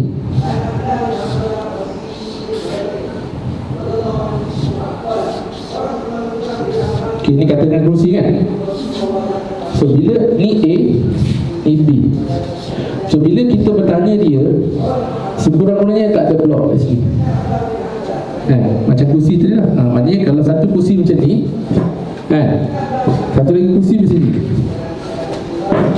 Jadi bila dia bercakap, dia tak ada blok. Kadang-kadang dia nak cerita, dia lepaslah apa yang nak cerita tu. Tu kalau buat sesi lah. Kalau secantiknya kita nak communicate dengan dia, kita yang lead perbincangan tu duduk macam mana, barulah kita akan ni. Kalau kita berdepan ni, kadang-kadang dia tak selesa, terutama lagi yang berlainan jantina. Sebab tu dia jadi ni kan, pandang lama-lama kau, menimbulkan benda lain pula kan. Sebab tu benda-benda macam ni kadang-kadang kita tak ambil berat. Kita ada satu lagi kat belakang ni. Yang ni lagi advance sikit daripada tadi. Okey. Tak apalah, kita test lah ya. Yang lain ni 2 orang atau berapa orang akan jadi benchmarker. Okey. Baik. Kita nak tengok anda semua, tadi kita cerita pasal sekre je kan. Yang ni saya nak tanya, apakah perkara terbaik dan cemerlang yang pernah anda buat dalam hidup anda, ataupun kejayaan anda ataupun apa saja. Jadi cuba awak tengok orang yang bertanya ni, ada tak dia mula dengan salam, kenalkan diri, bertanya soalan. Betul, awak cuba tengok volume suara dia, nada, tempo, nyaring, matching, mirroring, ya angguk ni maksud dia apa? Kadang-kadang bila orang bercakap dengan kita, pernah tak kita cakap okey, ada tak? Kalau orang cakap kadang-kadang respon tu penting. Bila dia cerita dekat kita angguk pun dah okey dah. Dia cerita benda yang best dekat kita, kita angguk, janganlah dia dah banyak sangat, dia tak boleh balik sangat. Ataupun kita jawab okey, kan? Apa perasaan awak kalau orang cakap dia jawab macam tu? Sebenarnya itu adalah repo kita untuk memastikan yang dia cakap tu kita bagi respon terhadap apa yang dia. Okey, boleh ya? So, Syairah akan tanya, Aisyah akan jawab, tetapi yang lain-lain tu cuba tengok dia punya ni. Tak ada mic tak dengar. Suara dah kuat Okey. Kita ambil ini, faham tak maksud saya direction ni? Just Syairah dengan Aisyah fokus ni saja. Fokus pasal soalan je. Jangan tempo apa semua tu. Biar kita belajar daripada kesilapan kita. Just orang lain yang tengok ni. So kalau volume tadi skala, katakan skala, yang ada skala tu katakan volume, nada, tempo, nyaring tu. Kalau da'i tu maknanya yang bertanya. Kalau nada dia 2, kalau mad'u dia 4, maknanya mad'u dia lagi kuat cakap daripada da'i dia. Jadi kita nak tengok ni ya. Boleh ya? Senang, Aisyah senang. Okey, yang lain ready? Tengok kertas masing-masing. Cuba kita tengok ni ya. Bagaimana hasil mereka berdua. Okey. Dalam 5 saat terpulanglah nak rekod untuk peribadi, tak apa. Okey, 1, 2, 3, 4, 5. Mula. Assalamualaikum warahmatullahi wabarakatuh. Aisyah. Saya okey Aisyah. Saya nak tanya, apakah perkara terbaik dan cemerlang yang pernah Aisyah buat dalam hidup? Assalamualaikum. Saya Aisyah Maira, dipanggil Aisyah. Perkara terbaik dan cemerlang yang pernah saya capai dalam hidup, mungkin saya boleh cakap pasal result Stanford. Sebab masa saya punya trial, saya ada rasik. So sekarang ni kalau satu rasik semua fail. Dia ada 10 subjek kan. Kalau satu je rasik semua habis. Okey, lepas tu waktu dalam trial tu bila dapat keputusan tu mesti ledam kan. Lepas tu parent pun okey, bagi semangat apa semua tu, tak apa, dia cuba lagi apa semua tu. Lepas tu okey, bila dapat selesa-selesa, lepas tu bila dapat alhamdulillah, okey lah, walaupun tak adalah cemerlang sangat, tapi saya rasa macam okey lah, aku boleh lepas pada tu. And lepas tu parent pun happy dengan yang result yang kita dapat tu. Lepas tu lepas tu alhamdulillah dapat masuk group semua luar. So at least dapatlah banggakan parent lah. Contohlah, walaupun tak adalah besar sangat sebenarnya, tapi boleh lah macam tu. Apa kata parent tu yang membuatkan Aisyah boleh rasa macam aku boleh buat ni?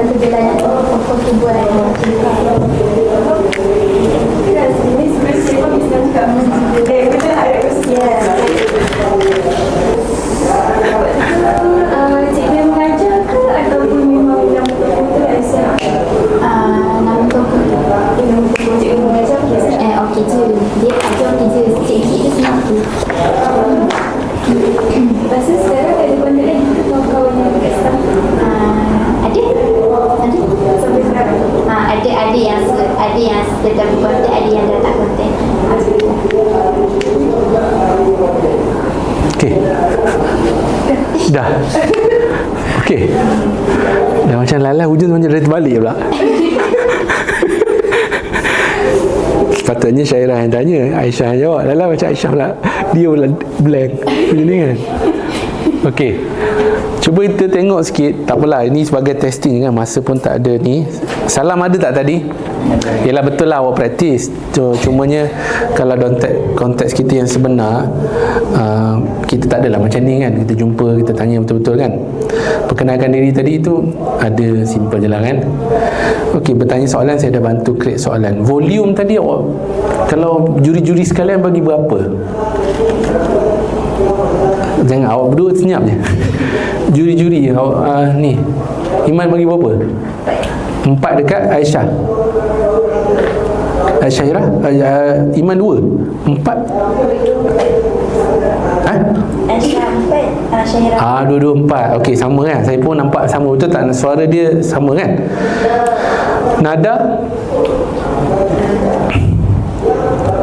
Nada sama tak? Macam sama juga kan? Tak jauh beza kan? Tempo Aisyah laju sikit. Dia laju sikit kan? Yang ni kan? Tapi tak adalah jauh beza kan? Tak adalah Aisyah saya awak nak ya, dia tak ada tempo perlahan sangat kan? Jadi dia tak adalah ni sangat. Okey. Matching and mirroring. Matching cuma ada gangguan sikit. Sebab Syairah suka main kursi. Awak tak perasan kan? Itu maksud saya.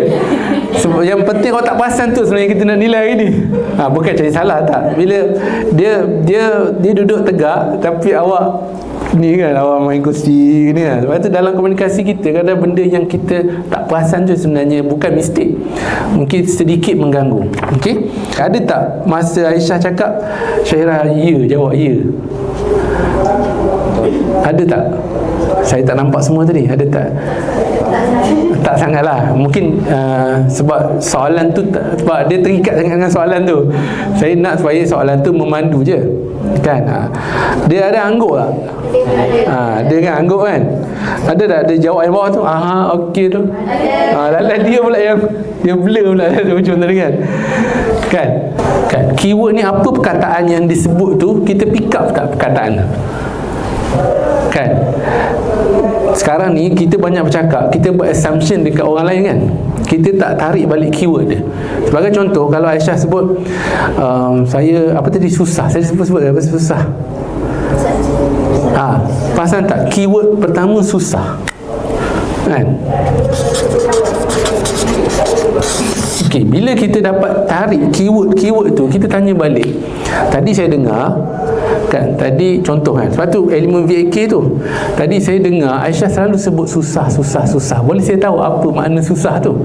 Bila kita tahu dia susah, dia kata susah tu apa yang susah? So baru kita dapat tahu susah. Dia kata subjek yang saya rasa susah adalah adab, balaghah dan sebagainya. Okey, tadi awak sebut 3. Di dalam 3 tu yang mana yang lagi susah? Kan, baru kita dapat tahu sebenarnya yang paling susah adalah adab nusus kan. Lepas ni kita kata susah ya, saya pun susah juga. Jadi dia jangan macam tu kan. Okey, so awak kena faham keyword tu. Sebab tu so masa dalam conversation ni kita tak pasal, macam tadi awak tak pasal dengan awak kursi tu kan, awak tak sedar kan. Awak unconscious kan. Sebenarnya kita perasan kan, tapi itu bukan salah, maksudnya kita tak perasan.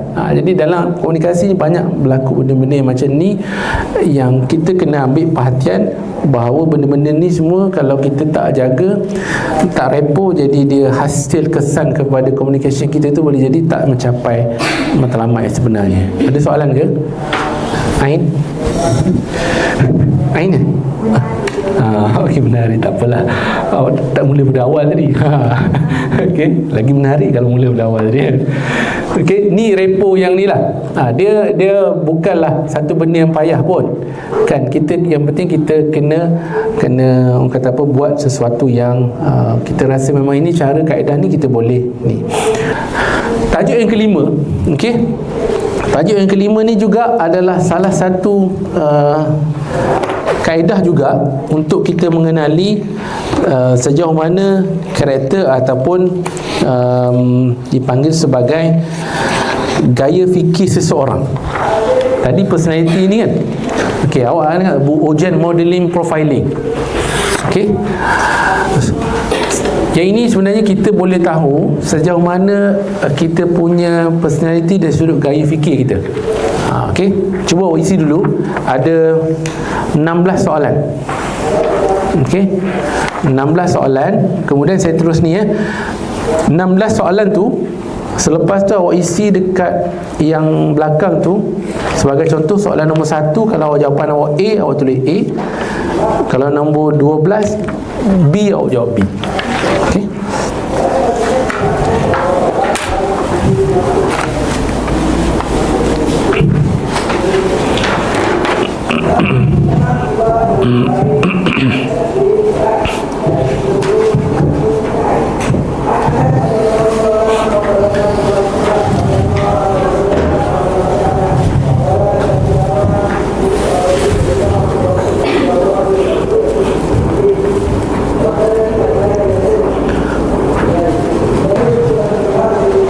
Okey, ada yang dah siap?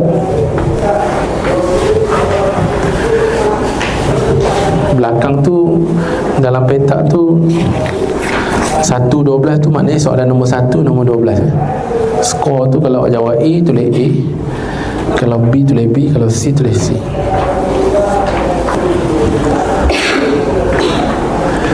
Okey, sambil-sambil tu aku mahu tak siap lagi.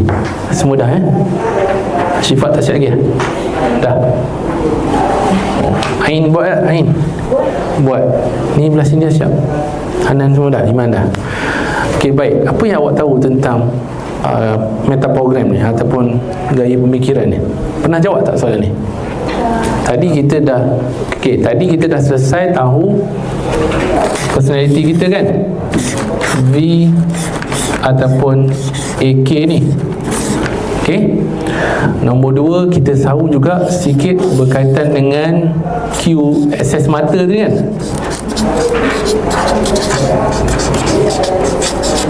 Itu pun boleh tahu kita punya kecenderungan personality kita. Yang ketiga ni juga termasuk dalam kategori ni adalah kita boleh tahu gaya pemikiran kita, atau dipanggil sebagai dalam masa kita belajar tu metaprogram. Baik, secara ringkasnya sebelum saya pergi kepada markah anda semua, baik,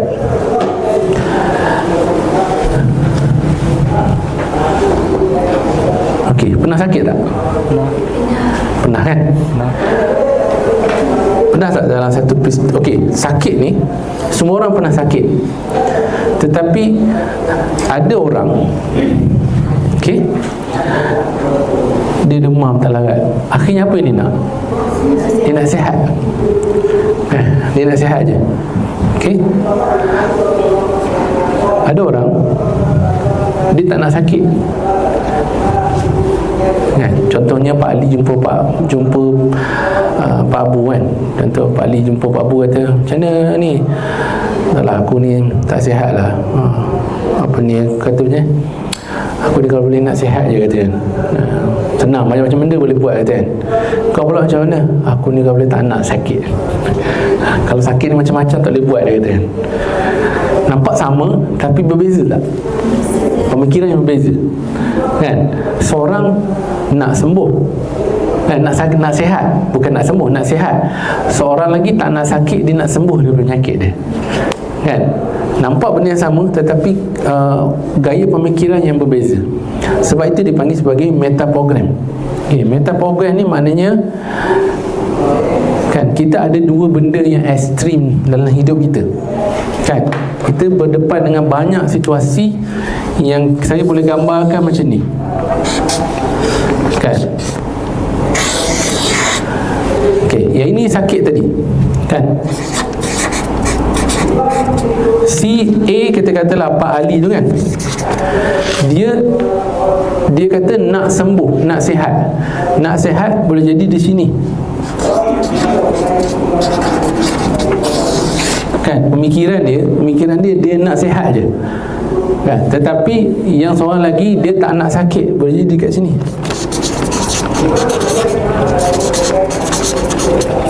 kan. Ini ada dalam kita punya kategori, nanti saya akan sentuh. Yang paling kita ada adalah biasanya kita ada kat tengah-tengah ni, dan dia boleh switch ke sini, dia boleh switch ke sini kan. Tetapi kita akan tengok markah dominan kepada apa yang anda dapat. Baik, cuba tengok dekat yang anda jawab tu. Okey, kalau nombor 1 tu, kalau anda jawab A dua-dua kan, dua-dua anda jawab A, bermakna anda adalah orang yang moving forward. Apa tak ni markah ni? So kalau awak dapat jawapan A, maknanya dua-dua A, 1 pun A, 12 pun A, mana awak adalah orang yang dikategorikan sebagai, dalam nota saya ada bagikan dekat belakang tu kan, menuju kepada dengan mengelak daripada kan. Mana kalau jawapan awak kedua-dua A, maknanya awak kalau berdepan dengan apa-apa situasi, awak hanya fikir nak jalan je kan. Tetapi kalau dua-dua jawapan awak B, 1 pun B, 2 pun B, maknanya awak ni akan mengelak. Mengelak ni bukan tak bagus ya. Mengelak ni dia akan cuba cari istilah, contoh kita nak buat satu program kan, kata kita nak buat satu program, kalau orang yang dia dominan menuju kepada ni, dia akan kata boleh, kita boleh buat ni, tak ada masalah kan. Tapi kalau orang yang mengelak daripada kita tak boleh buat ni, nanti banyak ni, jadi itu kecenderungan gaya fikir seseorang. Tapi kalau dia jawab dua-dua, kalau dia jawab A dua-dua, maknanya dia adalah moving forward ataupun looking forward kan, menuju kepada. Tapi kalau dia jawab dua-dua B, dia mengelak. Tapi kalau dia jawab A dan B, bermakna dia ada kat tengah-tengah ni. Itu maksudnya kita punya arah fikir kita. Apa maksudnya? Sebagai contoh, orang yang menuju kepada, tengok dalam nota tu kan, ataupun dalam saya punya ni ada juga.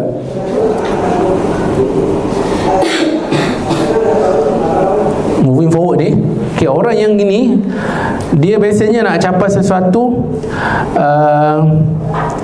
mendapat matlamat dan mungkin menghadapi masalah untuk mengenal pasti masalah.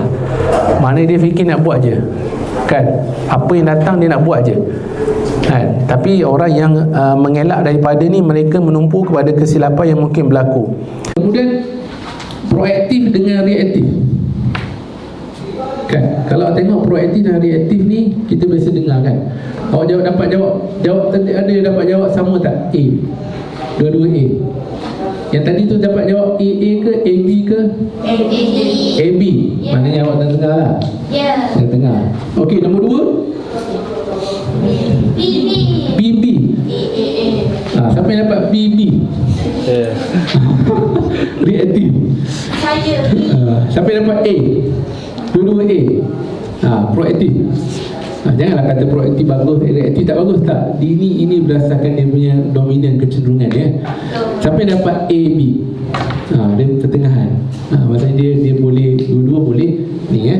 So proaktif, reaktif ni saya awak tahu kan, kalau proaktif ni biasalah kan. Reaktif ni bukan tak bagus. Reaktif ni dia menunggu dulu, nak buat decision dia kena tunggu dulu, dia kena analisa dulu, timbang tara dulu sebelum buat sesuatu. Tapi orang proaktif, dia dapat maklumat sikit, jom kita buat kan. Ini berlaku juga dalam ya. Internal, external, sumber dalaman ataupun luaran. Siapa yang dapat jawab dua-dua A? Ada? Dua-dua B? A dan B? Awak faham tak dalaman dan luaran ni? Maksudnya decision making kita, kalau orang yang A dua-dua, dia buat berdasarkan ditentukan oleh diri dia. Kalau dia nak buat, dia buat. Maksudnya dia putuskan berdasarkan apa yang ada dalam fikiran dia. Tapi kalau orang yang B, dia akan tanya orang lain. Dia akan buat sebab orang lain suruh, sebab orang lain arahkan, sebab orang lain bagi yang kata pandangan dan sebagainya. Dia pegang kata-kata orang lain tu. Tapi kalau orang yang A dan B tadi tengahan, dia akan buat sesuatu, kalau dia pun rasa selesa, dia rasa macam confident, tetapi orang lain pun bagi support dan sebagainya. Maknanya decision making dia bergantung kepada internal ataupun external ni. Jawab tengok ya. Dan mungkin soalan-soalan tadi membantu nak tengok apa punya ni. Kemudian yang seterusnya adalah sebab, prosedur dan option.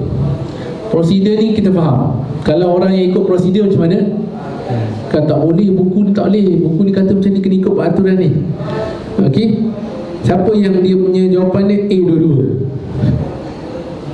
Anika, bapak Atika orang prosedur betul tak Syifa? Tadi Syifa betul? Oh, okey, betul lah kan? Jumpa dengan saya, tak boleh strike dia. Okey, siapa yang B? Dua-dua B. Dua-dua B ni option. Dia suka ni ubah soal ataupun dia tak follow. Dia follow tapi ada masa dia kreatif, dia tak ni. Okey, yang pertengahan A dan B. Saya cakap tadi kebanyakan kita semua A dan B, kita tengah-tengah tu kan. Tapi ada yang kadang-kadang kita ni baik. Kesamaan, perbezaan dan pengecualian. Siapa yang jawab dua-dua A? Tak ada. Dia jawab dua-dua B. A dan B banyak Maksudnya adalah kesamaan ni adalah dalam awak punya aktiviti dan sebagainya. Kesamaan ni adalah contohnya macam ni. Kita nak buat program ni kan, contoh kita nak buat satu aktiviti ni, orang yang sama tak payahlah kita buat macam tahun lepas je. Kita pakai baju lepas je. Kita buat persembahan sama je. Itu orang type kesamaan. Okey. Tapi kalau orang pengecualian dan perubahan ni, tahun ni kita buat kelainan sikit lah kan, kita buat ni. Jadi itu kan. Tapi ada orang yang macam, biasanya orang yang option tadi tu, dia akan jadi orang yang pengecualian dengan perubahan. Tak payah kita kena buat macam ni, kita kena buat kelainan sikit tahun ni. Itu biasanya orang yang option tu, dia macam tu lah watak dia. Orang yang kesamaan ni, dia tak nak ubah apa-apa. Meja dia kalau dalam bilik dia, buku dia kat situ, buku dia kat situ lah, jangan ubah ya. Tapi kalau orang pengecualian perubahan ni, dia suka ubah, dia suka ni. Jadi bila kita tengok orang tu macam tu, so kita kena ambil maklum bahawa kita nak komunikasi dengan dia, jangan janggu privasi fikir dia kan. Faham tak? Ada soalan kat sini? Jadi ini sebenarnya, inilah sebenarnya saya nak cerita kenapa Air Asia buat everyone can fly. Faham tak kenapa everyone can fly tu powerful tak dia punya tema dia? Waktu tu orang menganggap naik flight ni semuanya mahal, betul tak? Hasil daripada dia hanya memperkenalkan now everyone can fly. So kita kaji sikit, everyone can fly ni, everyone ni okey, now ni spesifik tak? Spesifik kan? Everyone ni setiap orang spesifik kan? Can fly ni moving forward ke moving away? Moving forward kan? So berjaya menyebabnya akhirnya orang boleh naik kapal terbang. Dulu saya rasa orang naik kapal terbang ni orang kaya saja, orang duit saja kan. Tapi dia membenarkan now everyone can fly. Maksudnya mengubah orang punya yang selama ni rasa tak boleh naik kapal terbang dengan satu tema yang akhirnya orang boleh naik kapal terbang kan. Dia menggunakan wording yang menarik orang dalam bisnes kan. Benda yang tak mampu, akhirnya dengan tema tu akhirnya orang beli.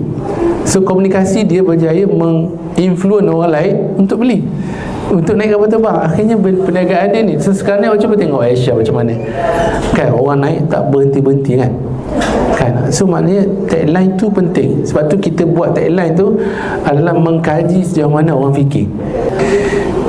Okey, kalau ni saya tak adalah rasanya nak buat seorang-seorang ataupun satu guru dalam sekarang ni. Okey, kita kata kita nak buat satu projek bersama kita nak buat satu projek bersama. Sekarang ni apa program terdekat yang awak nak buat? Ni bawah siapa? Media RSY. Bengkel AI. Okey, bengkel AI ni awak nak buat poster, apa sebenarnya benda yang awak nak ada? Satu, ada tak spesifik orang yang awak nak target?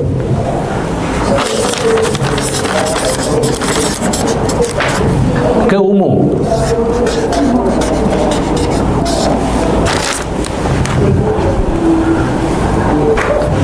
Awak nak buat untuk siapa? Studio SIM tu dia akan jatuh kat sini.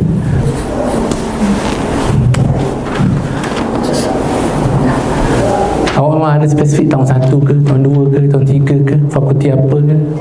Kos Quran Multimedia fokus. Dia tak di sini dah. Dia jadi kat sini. Masa target group awak tu makin ni kan. So kita dah biasa buat sebenarnya, kita nak target lah. Jadi sebenarnya yang kita susun tu, tapi adakah itu target utama kan? So awak tadi buat bengkel AI saja, tajuk awak ni spesifik tak? Tajuk tu sendiri, adakah tajuk tu boleh attract orang tak? Jadi AI Mastery Workshop. AI Mastery Workshop itu masih lagi ni.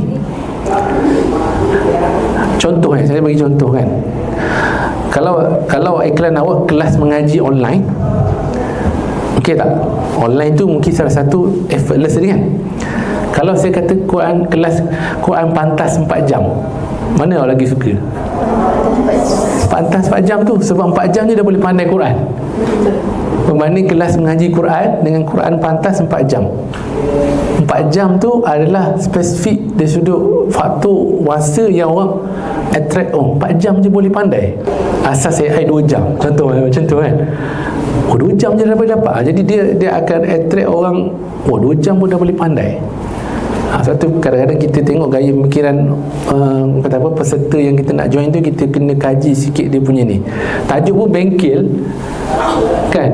Kalau spesifikkan AI apa yang student rasa macam berat sangat masalah dia, dengan ada AI boleh mudah kerja dia.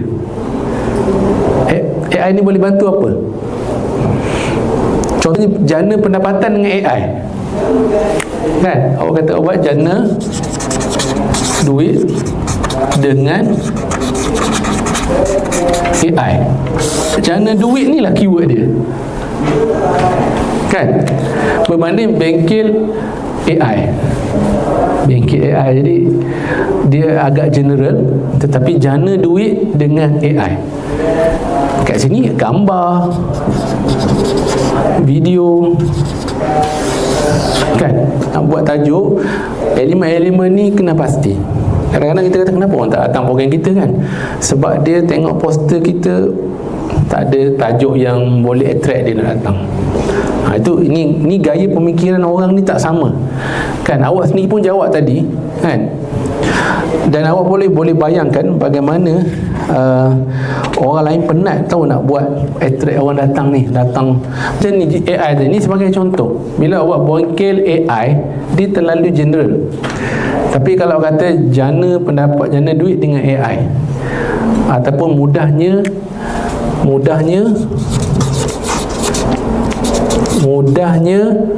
apa, kalau student suka buat assignment dengan AI, mudahnya buat duit dengan AI. Satu perkataan mudah, satu lagi buat duit kan. Jadi itu teknik kita nak tonjolkan perkataan-perkataan yang boleh mempengaruhi mereka nak hadir. Dia mudahnya kan, mudahnya buat duit dengan AI. Mudahnya buat duit dengan Power BI sebagai contoh. Mudahnya buat data dengan Power BI. So perkataan mudah ni boleh awak teroka. Tengok macam mana mudahnya belajar bahasa Inggeris dengan AI. Mudahnya belajar bahasa Arab dengan AI. So lepas pada tu awak kajilah apa dia punya konten dia dan sebagainya. Soalan apa-apa pun. Tika saja. Saya nak tanya tapi bukan berkaitan dengan ni lah. Berkaitan dengan PAK tadi. Okey.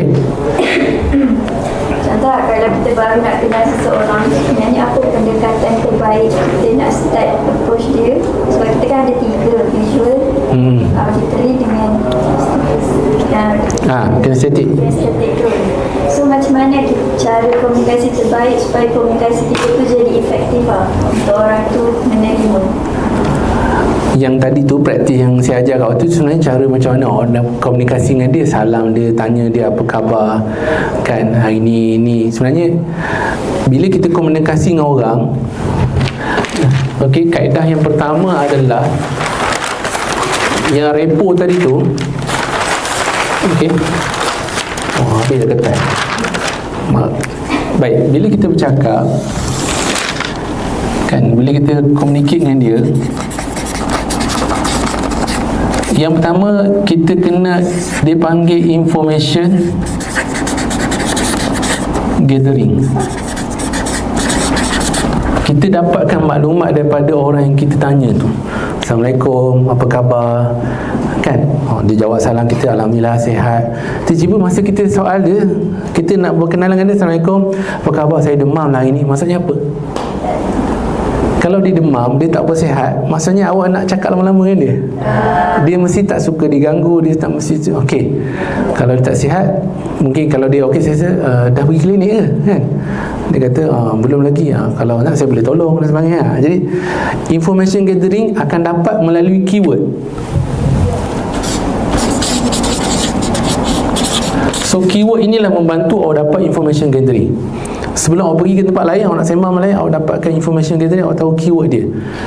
Kan? Jadi mungkin kadang-kadang keyword dia ni daripada kata-kata. Kadang keyword ni daripada gerak tubuh dia. Tiba-tiba mengapa dia ni macam gelisah ya? Boleh saya tahu kenapa awak ni? Dia kata, mungkin tu saya nak cepat ni, kata. Bila saya nak cepat ni maksudnya apa? Awak jangan halang dia lah. Maksudnya tamatkanlah sesi communication awak tu. Kan? Tapi kalau dah okey je, saya okey hari ni, boleh kita sembang sekejap? Boleh, tak ada masalah. Jadi bolehlah start balik. So bila dah dikata boleh dan sebagainya, mulalah tanya asal mana, kan? Asal mana, duduk kat mana, belajar mana. So sambil-sambil Atikah sembang kan tu, tak payahlah tulis kertas ni. Oh ni tak payah. Based on linguistik dia tu, dia ni banyak cakap pasal V je. Tengoklah, nampak, saya tahu dia ni orang V.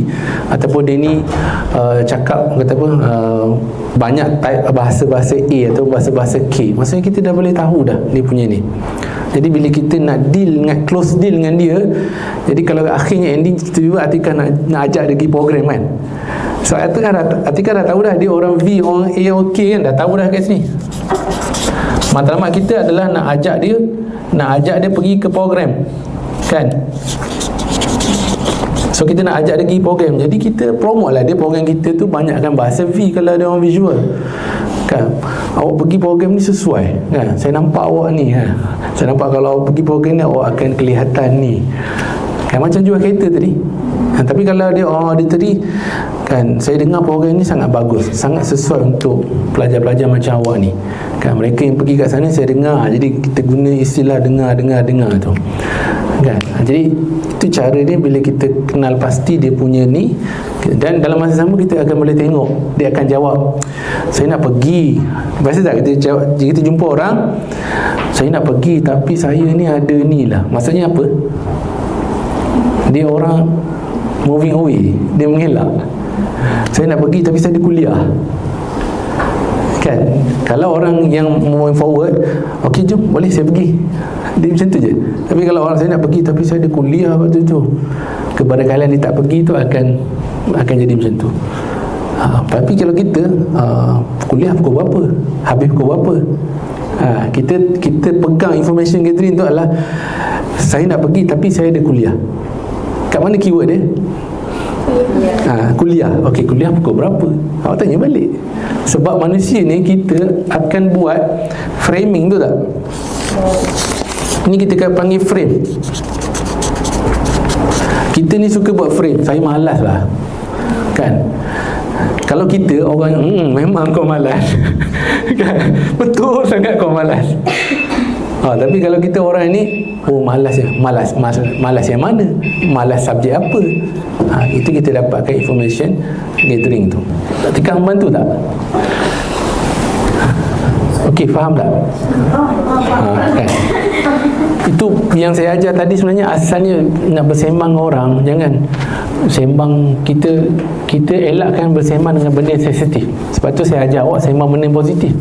Apa kejayaan, apa yang awak cemerlang dalam hidup, supaya dia membuka perbincangan tu lebih ni kan. Kalau kita tanya benda yang untuk review ni, nak tengok awak antum punya kefahaman sikit.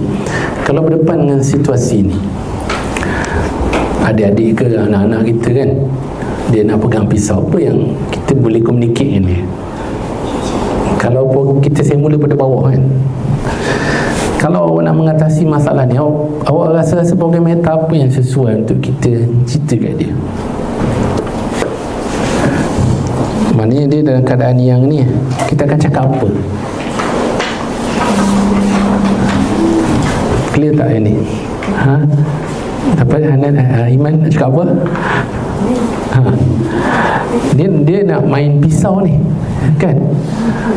Bahaya tak? Bahaya kan? So kita nak bercakap bahasa apa dekat dia? Kalau dulu, kalau panjat tak apa kan, anak-anak panjat lagi. Pisau ni main lagi kan. Sebab benda tu bahaya kan. Mungkin istilah kita akan jangan tu confirm lah kan. Nanti putus tangan kan. Putus tangan tu adakah submodality predicate kan? Putus tangan. Allah. Okey, kita kata putus tangan.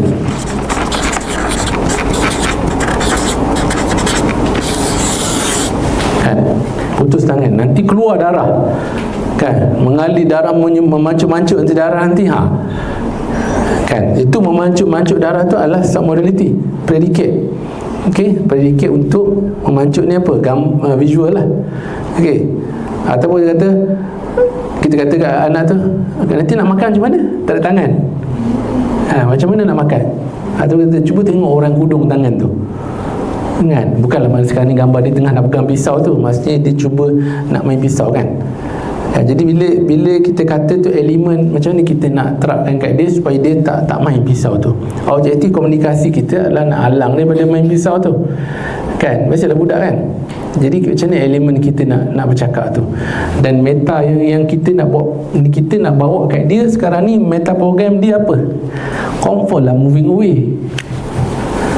Okay, moving away. Tadi kan, pisau ni kalau moving forward, main. Silap aku mah kena cucuk kena ni. Confirm lah program meta dia adalah kita punya direction kita adalah mengelak daripada kita tak nak dia main, nak bawa dia tak main pisau tu kan. Itu program meta yang sesuai. Sebab kalau biarkan dia main, nanti habis kena ni. Boleh? Ada contoh lain? Nak review tengok orang punya ni. Apa situasi lain? Panjat meja. Ada? Ingatkan melakukan panjat meja. Okey, panjat meja budak-budak. Okey. So macam mana saya? Dia hampir sama tak? Okey, sekarang ni kalau dari segi program meta dia apa? Moving juga. Tak ada contoh lain yang moving forward ke? Okey, awak cuba contoh ni. Okey, ambil contoh yang awak nak berkomunikasi dengan orang yang dia malas belajar. Ya, Atikah pernah Syifa macam apa? Perancangan apa ni? Saya macam kat Syifa, malas pergi kelas. Okey, malas pergi kelas. So apa awak punya ni? Okey, malas pergi kelas. Astaghfirullahalazim. Okey, malas pergi kelas. So program meta apa yang awak kena bantu dia? Moving forward supaya dia pergi kelas. Ke sinilah. Tapi memadai tak satu saja moving forward? So awak kena guna program meta lain. Apa lagi? Contoh kan? Mana pula? Okey, nak bantu dia malas pergi kelas. Mungkin tempat yang dia belajar tu tak ni kan? Boleh offer dia asyik tempat yang sama, boleh tak pergi belajar kat ni? Awak malas pergi kelas kan, belajar dekat library. Tukar sikit, change dia punya tu. Sebab malas tu dia dah buat macam satu kesimpulan dia malas nak pergi belajar lagi.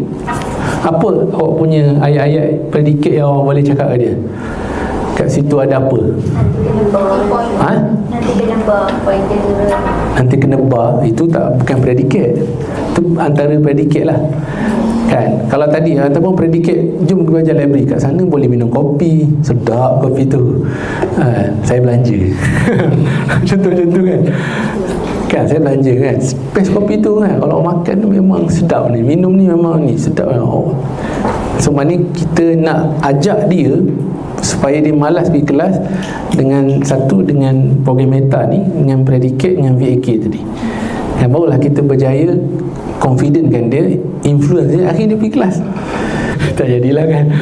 Tak apalah, duduklah sini, duduklah sini. Jadi kita nak bantu dia kan, nak bantu dia, kita kena kaji apa yang sesuai nak bawa dia pergi ke sini. Macam tadi dia demam kan, kita tahu dia demam dan dia tak nak sakit ataupun dia nak sembuh kan, kita melalui bahasa dia lah. Itulah aku dah tak larat lagi aku tak larat lah ni, tak larat lah demam ni kan. Maknanya dia bahasa moving away.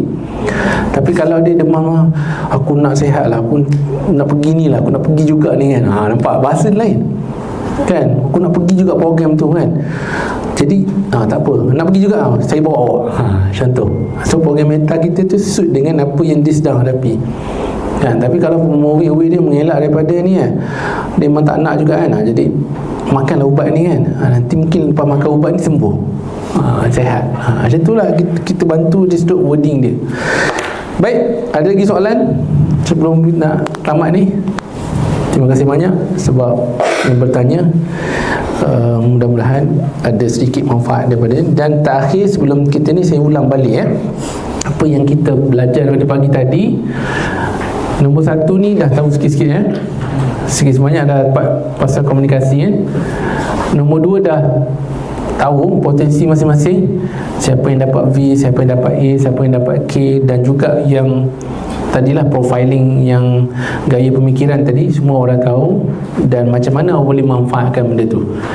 Okay? Dan sebenarnya profiling ni dia tak semestinya hari ni kita V, kita jadi V forever kan. Kita kena faham, kita jadi V, kita kena juga tahu orang lain punya profiling diri supaya mudah kita nak bercakap. Kalau kita V, kita bercakap dengan orang A, kita kadang-kadang kita kena ubah bahasa kita jadi A juga supaya senang kita nak berbicara dengan dia.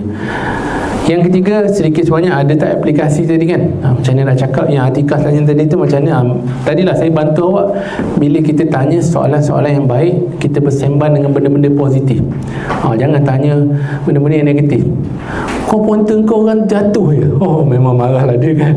Sembang dia, aku dengar kau tak pergi kuliah ya. Memang habis dah, break dah kita punya conversation dan sebagainya lah. Okey, jadi itu saja. Terima kasih banyak di atas kehadiran dan juga komitmen yang orang kata apa sangat baik daripada anda semua. Saya nak bagi ilmu pada anda semua ni, dan mungkin nanti anda boleh kongsikan, anda boleh praktis dan anda boleh manfaatkan ilmu tu. Dan doakan saya je lah, mudah-mudahan ilmu yang saya bagi ni, kongsi ni mendapat kita pahala sama-sama. Dan insyaAllah sekiranya ada apa-apa yang ni dah ada tanda tangan ke tadi, nanti sebab nak masuk dalam tulabiah tu. Okay.